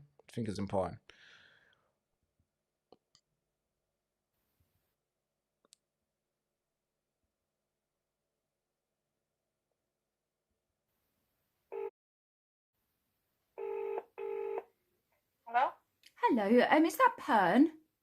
Yes. Hello there. I wonder if you can help me, please. I've seen an advertisement on Facebook regarding a rent-a-room scheme. I just wondered if you could give me a few more details about that, please.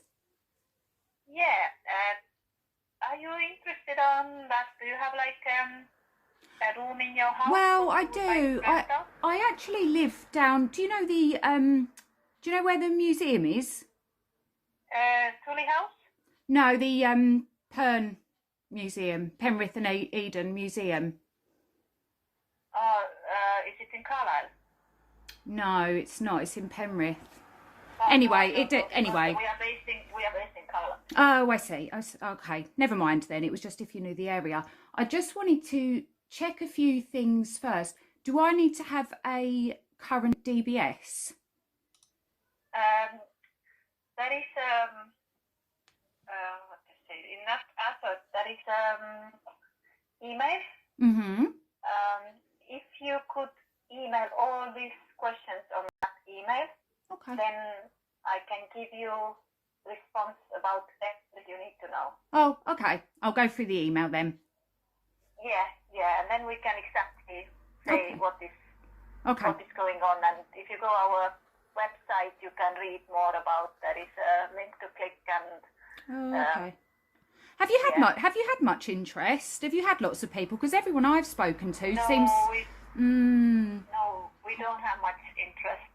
We have some areas, but they are quite rural, quite far, and mainly our clients they live in Carlisle, but Penrith is also very good. Some of them are in Penrith. Is it just one, or do you have families, or is it mostly lone people? Mostly lone people. Are they men or women? Mostly men. Really? Oh, have they got DBS checks? No, they don't have DBS checks. Oh, maybe that wouldn't be so safe then. Well, unless they start working job and they are required to provide DBS Oh, checks. I see. So if they, right, I've got you. So if they can't work, okay. So if they can't work, they've had no, so I know that I can write all this down, but you don't do the DBS or safeguarding checks or anything on them, do you? When I have an application coming from them for first step housing, then I go through the list and they all have references, people who know them. Oh, So I I go see. through all these things as well. So I check which one, like who is who, what they say about them. Then I call them Oh, okay. again, and then Okay. I ask further questions, and then I try to match people as best as I can. Not everybody are suitable to live No. people's houses, so I never send just because someone is in need. I don't send anybody like that. No, So we that have makes plenty of sense. people who are on the list, So we are really, really careful, and we follow the references and everything what we know about the people. Cool. Yeah. Cool. So it's like a word. So it's like more that. So it's not official. It's just kind of you ask their friends, is it, and stuff like that. Right. Okay. That's really helpful. Some of their references are council workers. Oh. They're housing officers. So we check every single reference and who doesn't have reference. Then we check their job if they are working. Right. Right. All this about smoking, about drinking, all about their life, and then further interview. Okay. And then we see, of course, we ask from them. We just don't send people in the houses if they are not interested. Yeah, of course. I have matched one person. Yeah. Okay. Okay. Yeah, but as I said, we don't have much interest. No. Not many people have been interested, and but we don't ask DBS check. No from DBS them. check. Okay, that's fine. Just so I know. Thank you. I'll drop you an email. You've been really helpful. Yes, thank you so much. Yeah, we will respond to your email as soon as we get it. Thank you. Thanks. Bye. Have a nice day. Bye. Andrew, bye. So that's really dangerous. No DBS checks. The police don't know what's going on, but the council officers are all involved in it. So just take your chance, I guess, and hope that everything's going to be. Yep. Just take your chance and hope everything will be all right. Take your chance and hope that your visitor, your new son, your new son, your new son is gonna take care of you. All right. And it's crazy because it's been going on. A couple of people have been, I've landed places with. I hope everything goes well. If they are taking in young men as like bringing them in as foster kids, adopting them and stuff and taking care of them, I hope everything goes well. Of course I do. I hope everything goes well. I don't wish any harm on anyone who takes in somebody. I know it might be a mistake to do so, but I don't wish anybody any harm. I really don't. I really don't, folks. Okay, let's move into the next story, folks. I think this one's the most important story. One of the most important story into today's broadcast, right?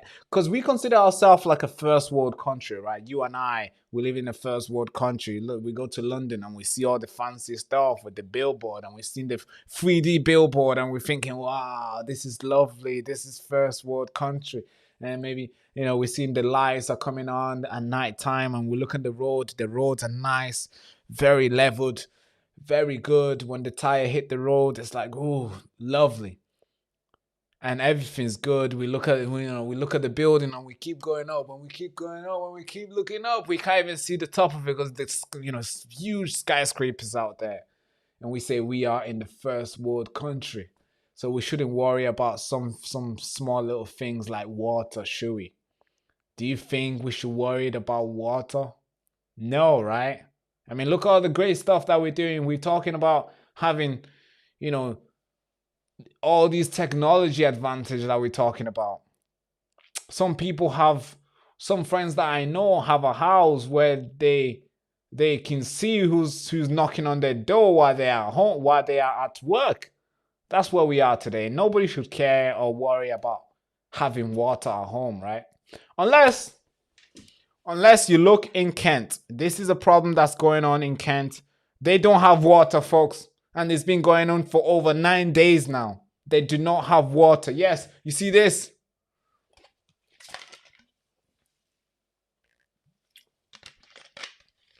They don't have that in Kent. It's important we talk about it, folks. Listen to this. There's not even a dribble coming out, is there? It was supposed to be the day that life got back to normal. Businesses and residents of Tunbridge Wells would have water back in their taps again. However, that wasn't the case for these people at Redcliffe Place. I'm Stephen from Tunbridge Wells, and we haven't had water for 6 days. We've been told this morning the water's back on, but it hasn't come back on. You have to boil water for anything. To wash yourself, you have to boil a kettle. You just can't do anything normally. I mean, brushing your teeth is a major event, and just normal living. And if you've got, and cooking is difficult. It's just awful. The last week has been quite telling on so many people with various medical conditions. We try and help as much as we can. But I think yesterday, when we were told that the water supply would be returned, I think the general view here was, my heart is saying, yes, we need to have the supply restored. But the head is basically saying, this company has no credibility. That's right. And we'll believe it when we see it. Nothing. That is crazy, folks. This is not the Democratic Republic of Congo, folks. This is happening in the UK. There's no water. No water. People have to go outside to Tesco. Now they're going to have to go to wells. You're going to have to put a thing on the head and go to the wells, and they put the water in the thing and they go back home so they can make food. I mean, this is like fucking crazy, folks. This is, imagine, look at all the money we're spending. The way we brag about first world country we're in. But some people in the UK, over thousands of people, do not have water in their house. I mean, they open the tap and the tap is like, nothing's coming out. Try and open the shower, nothing's coming out. The guy even flush the toilet. You have to go to McDonald's, use the toilet there, go to the gym, use the toilet in the gym, go to your neighbors. Oh, the neighbors are also suffering as well. So the whole neighborhood will go to the gym, sign up to a local gym, pure gym, get in there, pay £14, £16, £20 so you can get the little luxury of showering in there. Semi-cold water. Actually, they're cold. The water in the it's actually cold, to be fair. I hate that gym. I don't really hate it, but the water is cold. Every time when I try showering, it's cold. But anyways, this is the UK. It's another video that tells more about this situation. The boss of South East Water scored himself an 8 out of 10 on his performance. Nah, call it 0. We've not had any running water for this is day 4. We're also potty training our youngest son, and obviously that has lots of accidents. And we have no water to clean up. David Hinton, the CEO, where is he? At work. I've had to wash my hair in the sink, which, as you appreciate, when you've got quite long hair, it's horrible, isn't it? We feel like we've just been going from one crisis to another. So before Christmas as well, we had a water outage. And it's just hard to believe that in a country which is supposed to be developed, that we have such a basic need not being met. Yeah, this is it, folks. This is where we are today. No water in the UK, like literally no water. Here's Katie Lamb in the Parliament raising this issue. Tens of thousands of people across Kent and Sussex were without running water last week. While the response of South East Water was shambolic, the Staplehurst Emergency Help Team got a bottled water supplier, set up a collection station and delivered water to vulnerable people. Using only volunteers, they supported local people, businesses, farms and care homes with 20,000 bottles of water. Does the Prime Minister think, as I do, that South East Water should be ashamed to be schooled in crisis response by the volunteers of the Staplehurst Emergency Help Team? Yes. And has he, like many of my constituents and many of our colleagues, lost confidence in South East Water's Chief Executive? Prime Minister. Well, I thank you for raising. The situation is completely unacceptable, and we welcome Ofbot's investigation into the company. That is the right thing. The Environment Secretary met company bosses last week to stress the need for accountability, and ministers are continuing to chair daily meetings. But it is totally unacceptable, and it needs to be fixed. Yeah, everybody agrees in Parliament. Everybody always agree, like, this is bad. It needs to be fixed. And everybody's like, yeah. And then nothing gets fixed. But then they come the next time, Prime Minister's question time, they raise the same issue, and everybody's like, this is appalling. This needs to be fixed. And everybody's like, yeah. Bro, can we like stop doing the yeah and go out there and fix it? Like, there's people out there who are struggling. There's no water in Kent. They have to go to Tesco to buy like 6 of these so they can make tea. So they can wash their hands. They don't even think of showering. Because, bro, how many of these do you have to buy? So what is it? But everybody will go to the Parliament and be like, there's no water in Kent. Does Prime Minister agree that we should work very hard to make sure there's water next week? And Prime Minister is like, this is appalling. We need to get water in Kent. And everybody's like, yeah. And how long has that been going? For days, weeks, months. Just before Christmas, it happened. And it's happening today. What? And you want to say, oh yeah, we are in a first world country. I'm sorry, bro. We are in like Bangladesh. No, actually, it's too far away. That's too high. I'm thinking of like a silly country. There's no such thing as a silly country. I'm thinking like a super underdeveloped country. Let me see my map here. What country would you say? I don't know. Let's stick with Bangladesh. Yeah, we are in Bangladesh, folks. Here's another video, another reaction to this. This is a resident who's raising the concern, what they are living in, the trouble that they have to go through. The basic stuff is not there anymore.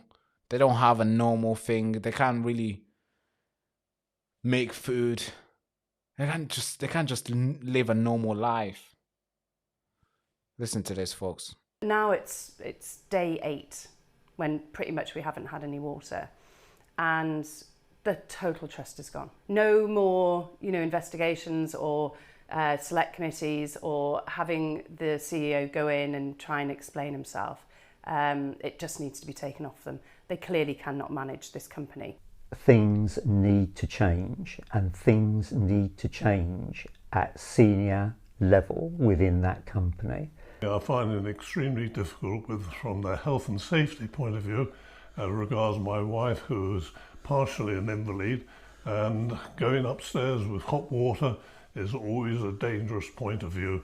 I've got cancer in the legs and in 2 various or 3 spaces, and it's not very pleasant, and I need a lot more looking after. I'm so sorry for this situation, and fully understand Shelley's frustration. I truly do. I would reiterate that the plan is on track, and Shirley will have her water supply restored. So tomorrow morning, that's a guarantee from South East Water that they will have consistent water. In other words, water will be back tomorrow morning. That is the plan, and that is on track currently. Thank you for being with us. Can I ask, where is David Hinton right now? David Hinton is absolutely working as hard as everybody else behind the scenes, supporting our customers and stakeholders. And once this is resolved, then David will be available to discuss, as he has done previously. Yeah. This is where we are today, folks.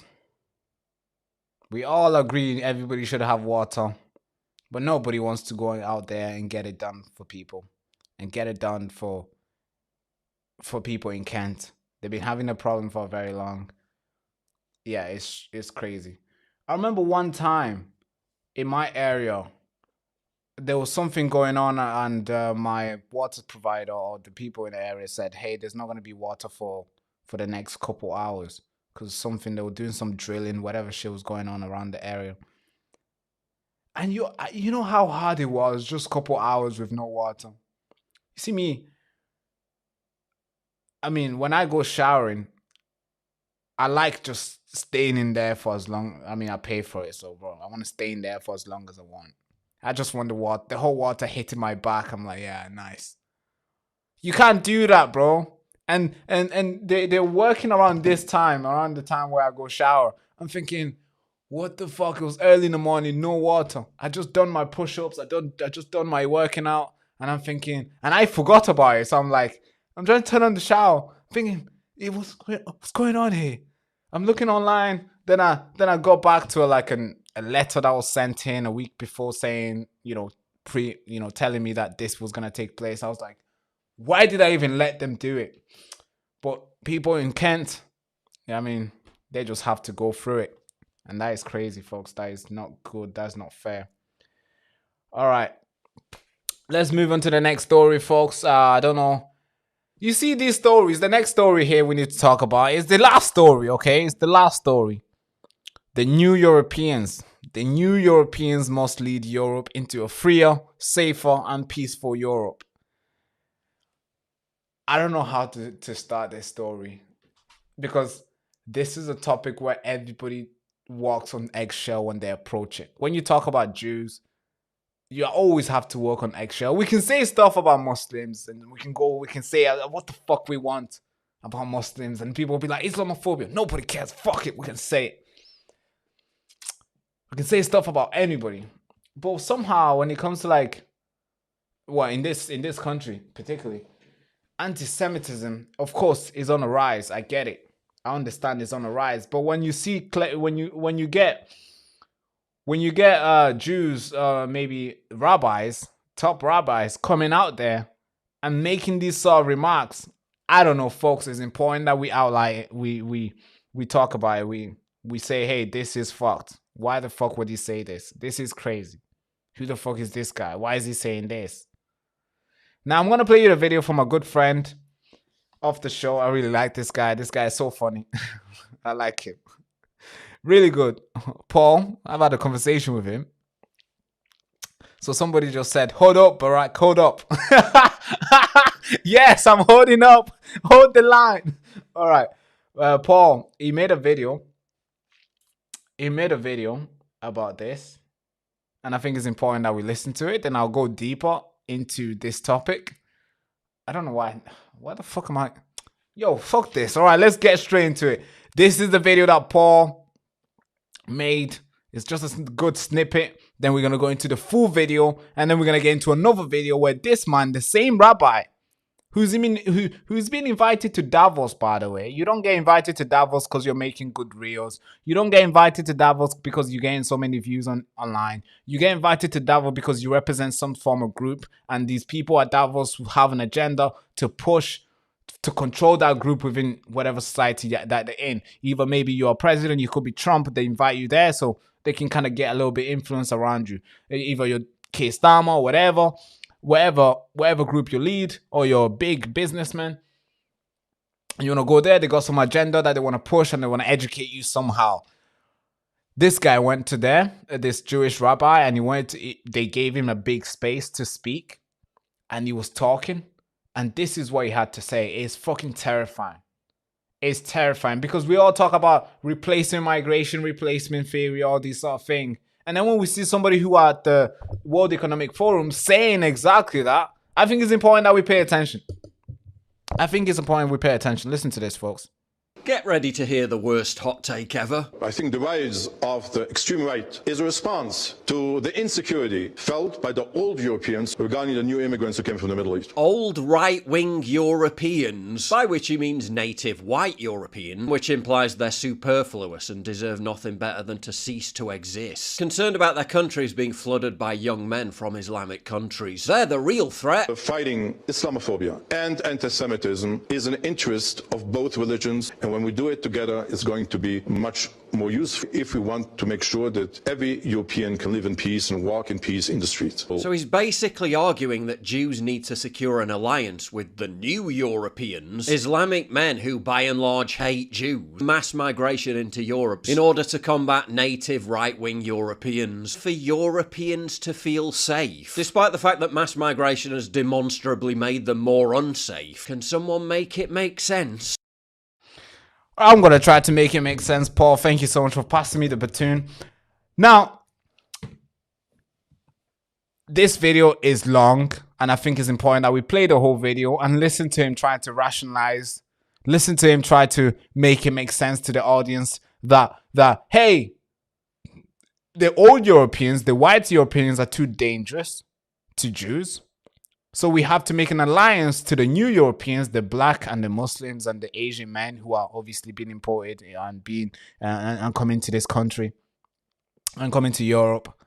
So the Jews have to make a new alliance with blacks and Asian people. The new Europeans is talking about. So then the Jews can feel safe in the new Europe with the new Europeans, meaning, you know, we are the black people, yeah, including me. A new European. I mean, I don't know if that doesn't make you like, you know, stop everything that you're doing and listen to this, because this is a guy who's talking at the World Economic Forum. This is a big institution. It's a private institution, by the way. Somehow, every single world leader is somehow compelled or maybe being forced to go there and attend and tell the world what they think. And trust me, the world is listening to what... Bro, Davos is basically on the map right now. And every single news outlet has been forced to basically cover this. Because that's where all the most powerful men and women are. And this is what they're sharing. This is the topic that they're talking about. It's concerning, folks. And we have to say how as it is. It's freaking concerning. Listen to this, folks. Your Eminence, especially in Germany, you are facing a rise of anti-Semitism, but we are facing this all over the world. So I would like to hear what is your perspective on this. The 7th of October has created turbulence in the whole world, a tremendous rise of anti-Semitism, organized, state-sponsored, in many instances, in universities, on the streets, and a rise of 500%, maybe some instances to 1,000% of anti-Semitic acts. And there has also been a reaction of Europe. I think the rise of the extreme right in many European countries is a response to the insecurity felt by the old Europeans, so-called old Europeans, regarding the new immigrants who came from the Middle East. So I think that fighting Islamophobia and anti-Semitism is an interest of both religions and both communities, and when we do it together, it's going to be much more useful. We have created, under also the Saudi umbrella, more than 10 years ago, the Muslim Jewish Leadership Council, which was successful, and we believe that we have to go this way if we want to make sure that every European can live in peace and walk in peace in the streets. So in the last 10 years, I don't know if you heard this guy. In the last 10 years, they have been making alliance. They have been working with each other. They have been working with Muslims and Jews to make sure the new Europeans who are, you know, the non-white, who are obviously coming to Europe, to make sure that the new Europeans and the Jews have made an alliance. And they've been working for this for 10 years. I mean, you listened to him. You heard him. This voice is not manipulated anyhow. You can go and find the original version on any sort of media outlet that filmed this thing. And he's saying, hey, the whites are too dangerous. Anti-Semitism, Islamophobia is on the rise. All these two are on the rise. So we have to make an alliance with the Muslims and with the new Europeans, the black and the Asian people who are obviously in Europe now. We need to make a pact, an alliance with these new guys, so then the Jews can feel safe, anti-Semitism can go down, and Islamophobia, nobody will be there to, you know, say any sort of anti-Islam stuff. So everybody will be safe to lead a freer, safer, peaceful Europe. That's literally what this guy said to simplify it. Now it gets even worse. Because I digged. I went, of course, I always do a little bit of digging. And each time you do a little bit of digging, you know, you do a little, like, and you keep going and you figure out, oh shit, you find a skeleton. You're thinking, hey, so that's kind of weird. There's always skeleton in this, in the closet, I guess. Now we did a little bit digging, and here's another video that this one is even worse, folks. Oh god. All right, fuck it. All right, let's show you this guy. This is another video of him. This same guy. He's a powerful guy, by the way. He's not just a regular. Rabbi who turns up to the synagogue and and preach and study the Torah. No, he's a guy who's always invited on TV shows to speak for the Jews, and is out there representing them. A lot of Jews might say, hey, this guy doesn't represent me. Yes, I understand. Of course, he doesn't represent all Jews. I'm not implicating. I'm not saying that.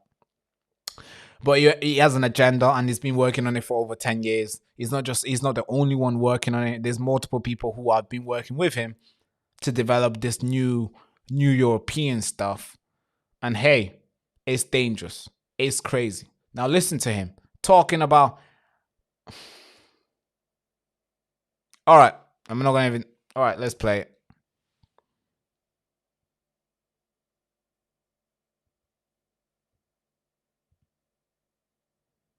Whoa, 2 seconds, folks. The video is not playing, huh? What's happening here? 2 seconds. Let me fix this up. Are you telling me that? Am I getting? It's ironic, isn't it? No, I'm playing. Okay, the video is not playing, folks. Something is going on here. All right, something is going. Are they listening to me right now? No. All right, let me do something here. All right, the video somehow is not playing. The video's not playing. Okay. Fuck. Okay. Let me do something here. Let's see what we can do here. All right. I think we'll be able to get it play now. All right, let's try again. All right, play.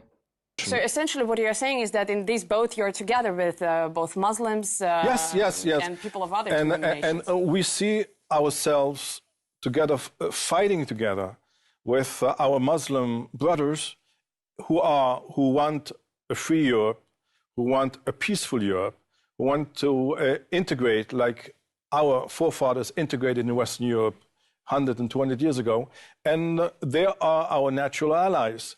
Isn't that what is really happening today, both in Europe and perhaps in other parts of the world? Did you hear that, folks? Very intense clash between ostensibly secular and ostensibly religious worldviews. Yes, I would not call what is happening now the Dark Ages. There are also some people say that it is a repeat of the 1930s in Europe. It's not true, because Europe is in a different place. The Jewish people are in a totally different place. Today there's the state of Israel. It used to be that when Jews wanted to leave, wanted to flee Europe, they had nowhere to go. Most countries were closed to them. But many Jews are leaving Europe. Many Jews are leaving France, for example, for Great Britain, as far as I know. Right. So, but something I said yesterday on Israeli radio, I'm going to repeat this now. When I speak to people from Paris, for example, who decided to emigrate, whether to Israel or to London or to Montreal, and ask them, why are you emigrating? And the answer I'm getting is, I don't see a future for our children here. When people left in the 1930s Europe, they didn't emigrate because they didn't see a future for their children. They did not see a future for themselves. So it is different. Now, coming back to your question of the clash between the secular post-Christian Europe and the new immigration wave, which is essentially religious, yes, this is exactly what is happening. There is a clash of civilizations.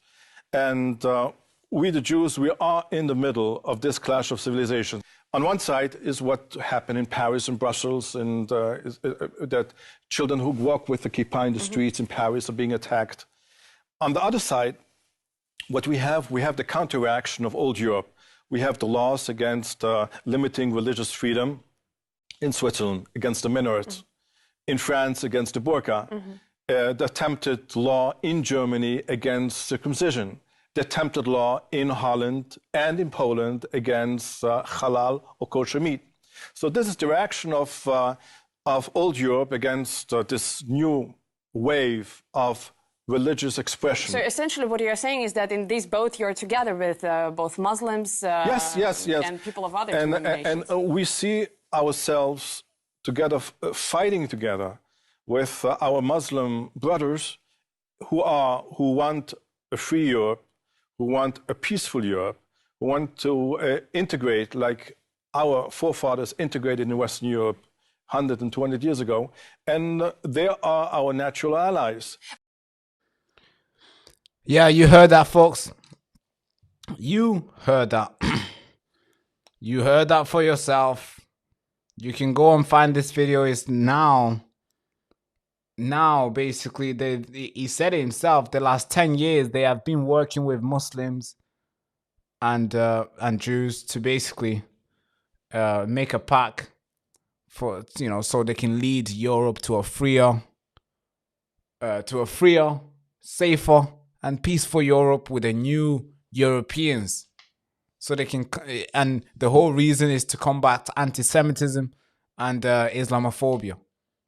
So for them to do that, they have to obviously have to remove one, and it happens to be that the white race. It happens to be the old Europeans. I don't know how I think about this. I just think this is nuts. I just think this is fucked. It's crazy. This rabbi is talking shit. He is talking shit. And of course, it doesn't represent all Jews. Of course, it doesn't represent all Jews. But hey, I mean, Keir Starmer doesn't represent all British people. But look at what Keir Starmer is doing. One might argue that, I mean, the mission is there. You can tell the mission is there. Things has been changed around. You can tell they are being, you know, they are prosperous in their mission. And yeah, they've been doing really well on that side. And of course, I disagree with what he's trying. I disagree with their plan. But hey, their plan is taking place. You can see it by yourself. You can see how Gaza, or almost now you see Benjamin Netanyahu after annexing Gaza. Now he wants to send all those guys to Europe. It's like, what the fuck? Why? You bomb them, you kill them. Now you want to say, hey, no, we're going to deport, we're going to send them to Europe. What the fuck? It's crazy. And we're always in favor in supporting all the wars in the Middle East. You know where the refugees goes? They don't go to Israel. No, you know, Israel doesn't like, hey, come in, we're taking refugees. Hey, you know, the Syrians come in. Hey, Iraqis, yeah, we're gonna smuggle some Iraqis in. You think Israel does that? Fuck no. You know who does that? Britain. Like the latest one, we just found out that in 2022, over 24,000 people were smuggled in. The Syrian refugee crisis. We took, I think Germany took almost 500,000 people. I think even more. So many people were going over there. Australia took a lot. But Israel doesn't take any. So when these guys say, hey, we want to make an alliance with new Europeans, I mean, I kind of believe them, folks. I kind of believe it. I kind of believe him. Not them, him. But yeah, for sure, a comment has just come through and saying that he can fuck up. I mean, yeah, he can. Because that's a yeah, it's crazy, folks. But what do you guys think? What do you guys think? All right, cool. This is the end of the show now. All right, let's have a conversation. All right, the end of the show. That's the wrong sound. I don't really play with these sounds, but I think let's find some sound that we can play when the show finishes. So no, I think this. When the show finishes, we're gonna hit this. All right, perfect. Okay, that sounds childish, but okay. But what do you guys think? Let's talk. Let me see your chat. Let me see the chat. Okay, let's talk together. Let's see. We're gonna do like a quick 5 minutes conversation with you guys. I'll read the chat real quick. Let's put a timer here. Don't ask me why I got the kitchen timer here. I always put 20 minutes on the timer each time I'm working to always remind me of what the fuck is going on. Always, because sometimes I lose focus all the time. So okay, 12 minutes on the clock. Let's engage together. What you got to say? What you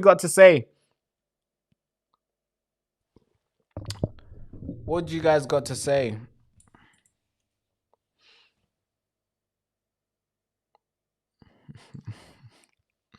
Right, sorry. Okay. Let's go to the chat. Do you guys agree with him on the New Europeans? Do you guys agree with him, New Europeans? New Europeans. The super chat came through from TA, how do you say that name? Tetra, I think that's how you say it. Bro, keep up the excellent job for exposing this madness. Jesus is king. Yes, Christ is king. Jesus is king. I always wear it. I always remind myself, Christ is king. Can you see the cross on that thing? Can you see the cross? Oh, I don't know if you can see it. I hope you can see it. There's a cross there, basically. There's a cross. Always carry it with me. Christ is king for sure. Okay, let's see this.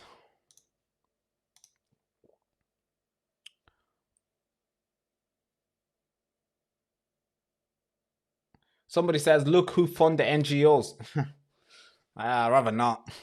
BlackRock, Vanguard, World Economic Forum, fund migration. Somebody says. Yeah, and guess who made this comment? This comment was made during the speeches in World Economic Forum, Davos. So yeah. So you guys don't agree with the New Europeans? Hell no. You say no. You don't agree. You always bring the truth for us. Thank you. Now, thank you. Appreciate you. Appreciate you for supporting the show, man. Thank you so much for engaging in the chat, liking the broadcast, and supporting the show. This is huge. I appreciate you, man. I always tell you how it is. I mean, it looks like people on the right are usually like scared to broadcast these sort of conversation, these sort of things. But hey, I criticize everybody, man. I criticize. Maybe that's a bad thing. Maybe that's why the channel is not growing as much, because I'm able to criticize every fucker. I'm able to criticize everyone. I criticize Trump. I criticize Keir Starmer. I criticize the Labour Party full on. I criticize the Tory. Today, the whole show, we were criticizing Reform UK. Well, I'll criticize everybody. I'm not a guy who gets afraid for saying no to somebody, for criticizing someone. I criticize everybody. Everyone gets it. Nobody gets a VIP thing. I talk shit, like not shit in the sense, but I tell you the truth, and I always criticize. If I see something's going wrong, I say it. If I see Reform UK Advanced UK doing stupid shit, I'm like, yeah, that is stupid. If I see Rupert Lowe, I've been criticizing Rupert Lowe recently. I think Rupert Lowe is he has an ego in him. There's a big ego in Rupert Lowe, and I think if that is not sorted very soon, it's going to be too late for him to actually save the country. There's a lot of support on Rupert Lowe, but it's taking so long. He's clinging all the support on him. But guess what? The support comes and go. Or maybe the support will stay, but it'll be too late for you to actually utilize it, because you're a one man. You can't get shit done by being a one man. When is Rupert Lowe about to launch a party? Is he going to launch a party in 2028 when there's like a couple months before the election? And somehow he's going to be so cocky enough to think that he can gather a lot of troops. He can gather people to go and compete with people who have been running for long and years and years. Of course not. Look at Reform. Reform has created a momentum. And Rupert Lowe, yes, he's created a momentum, but he's a one man. So if he actually wants change, he needs to pick a side. Either join the Tory and create that momentum, or join Advanced UK and create that momentum, or join Reform UK and create that momentum. I mean, you can't do it by yourself. So I criticize it. I say how it is, and some people might disagree. Well, we can have a debate, and we can go back and forth. What the fuck?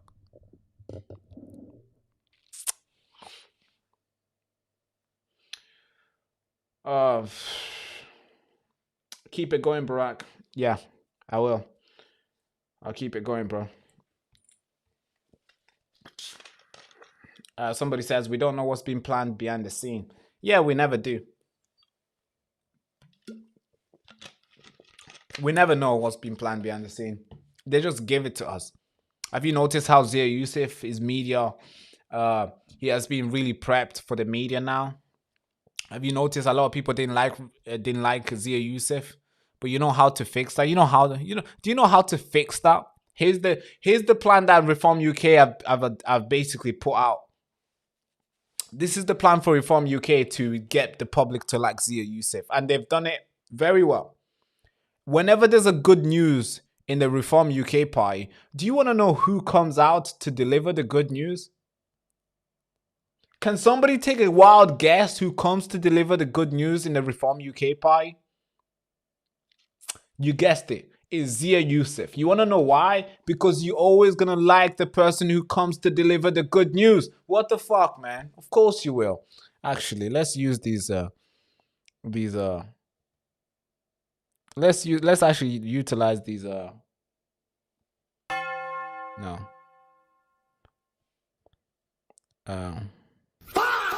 Yeah. Let's utilize these sound, all right? Whenever there's good news, you want to know who comes out to deliver the good news? Zia fucking Yusuf.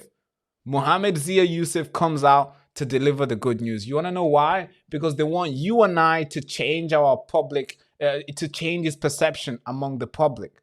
We don't like him. We don't want him. We never wanted him. But somehow they are forcing us to like him. You want to know why? Because he delivers good news. Every single time he's on GB News, telling us about the good news, telling everything that we need to hear, or the migrant crisis, all the inside information is the one that comes to the public to deliver it. And the public is like, thank you so much, Zia Yusuf. Actually, I'm going to follow you now so I can get more good news. I'm going to follow you here. I'm going to follow you here. Next thing you know, I actually like Zia Yusuf. Why? Because these guys are really good. They spend millions of pounds to be trained on how to communicate, on how to get the public on their side. And that's what they've done so well with Zia Yusuf. And now nobody really criticizes him because he's been the guy who's been delivering the good news. Why would you hate the good news? You hate the good news? No. So you're going to actually love the person who's delivering it. And this is what they've done.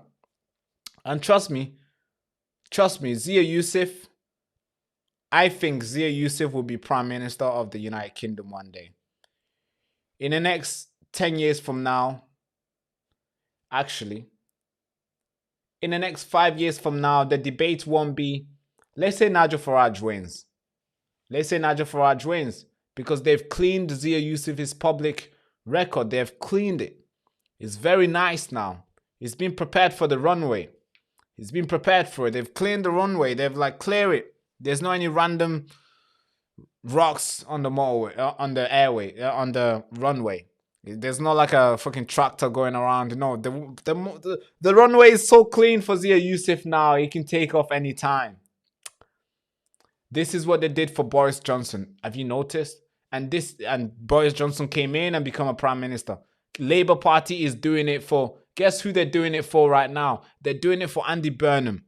Andy Burnham, they are cleaning the runway for Andy Burnham to become the next prime minister. To compete against in the Labour Party to become the next prime minister. That's what they do. They call him the king of the north. What do you mean the king of the north? They actually call Andy Burnham the king of the north. Who the fuck made him the king of the north? Who? I never voted for that. I'm here. I'm a Mancunian. I've been here. I never voted for that. But somehow they've prepared him. Andy Burnham might become the next guy. And then, of course, we don't know who might be the next mayor of Manchester. But whoever's going to be, they have a plan for him maybe in the next 10 years from now. If it's not Andy Burnham, it's going to be Sadiq Khan. They're preparing them. They're preparing these two. Those are the two guys I would say. They're preparing them very well. So if Zia Yusuf runs, don't be surprised. If Zia Yusuf becomes the next prime minister the next 10 years, don't be surprised. They are preparing him for that runway. He's gonna be He's going to be taking off very, very soon. He's been out there. He's been reporting the news. He's been on GB News, Talk TV. He basically works with Talk TV or GB News. He's there almost every single day. If I go to Talk TV randomly, I'll probably see him there. Have you know they're not doing that for Ben Habib? They're not bringing Ben Habib to report the good news, are they? They're not bringing in Ben Habib and give him inside information so he can tell the nation, and the nation can be like, oh, thank you so much, Ben Habib. Wow, handsome guy.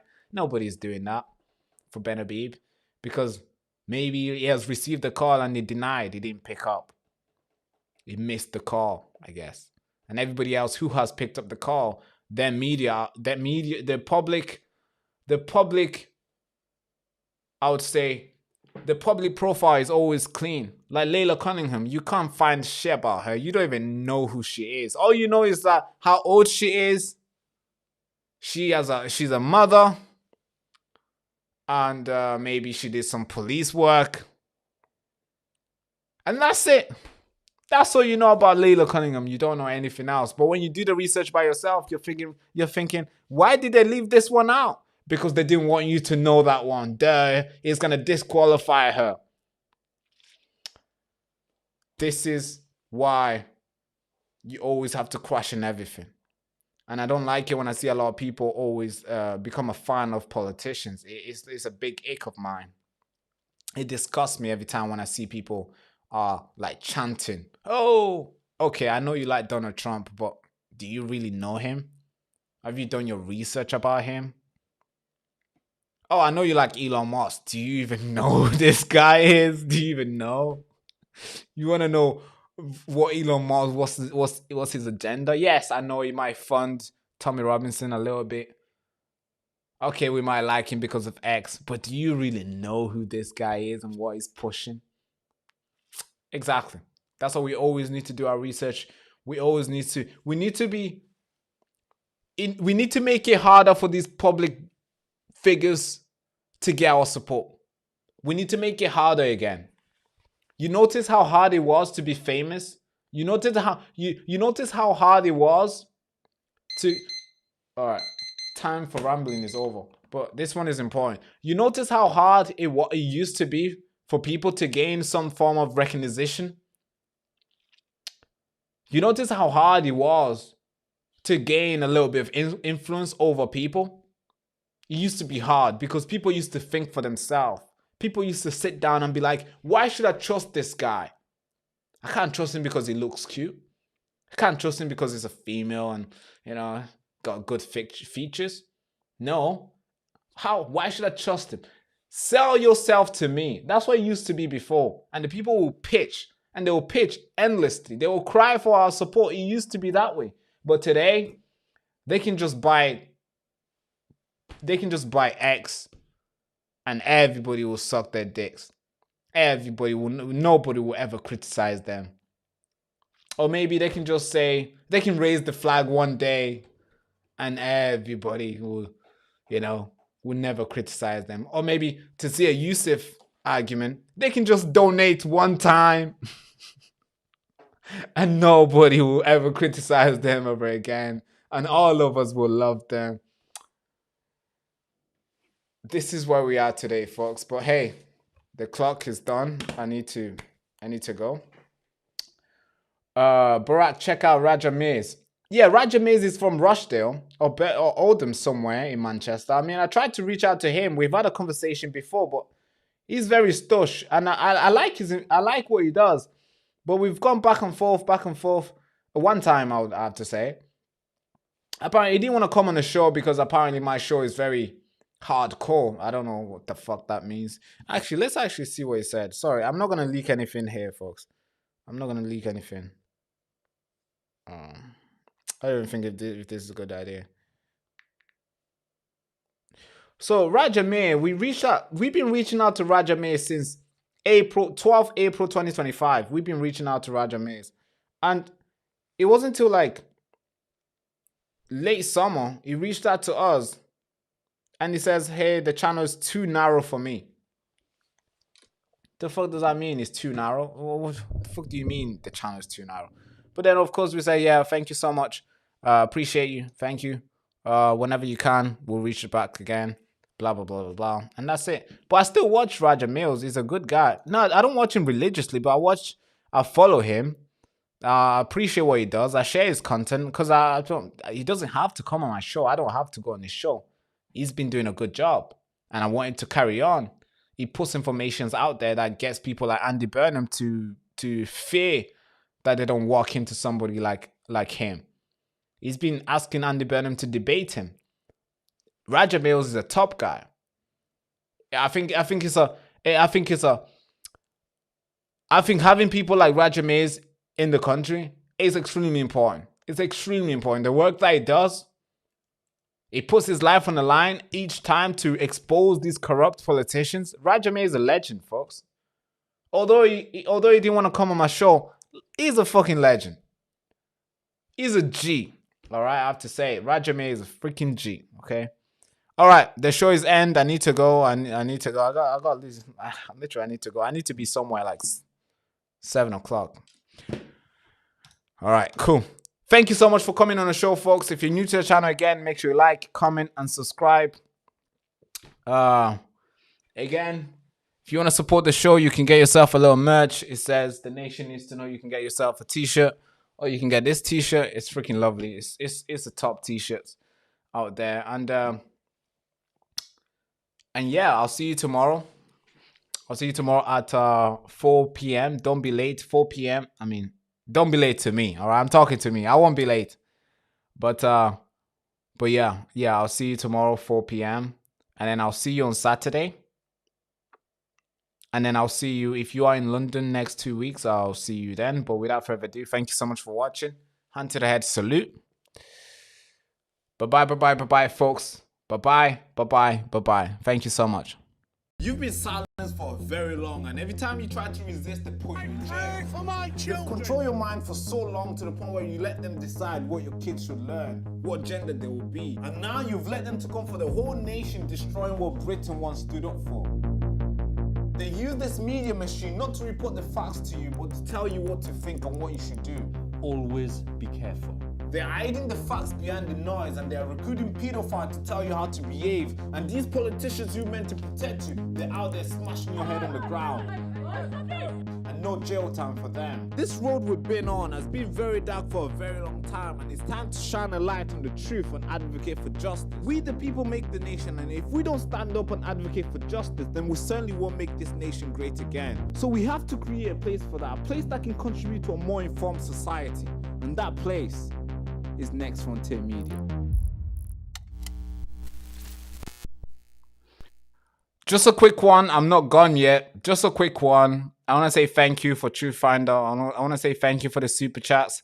I also want to say thank you for the moderator, the team putting up the polls, sharing the videos. Because I just went on Twitter real quick.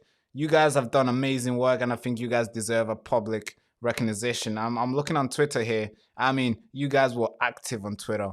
You're making all these clips while I'm live. Literally, you've posted 1, 2, 3, 4, 5, 6, 7, 8, 9, 10, 11, 12, 13, 14. Bro, 17 freaking posts you've made. You made 17 freaking posts while I was live, and you're clipping the videos. That is some top G work. I appreciate you, folks. And also, True Finder, you've been an amazing moderator here. I mean, you are a G. You are a freaking G.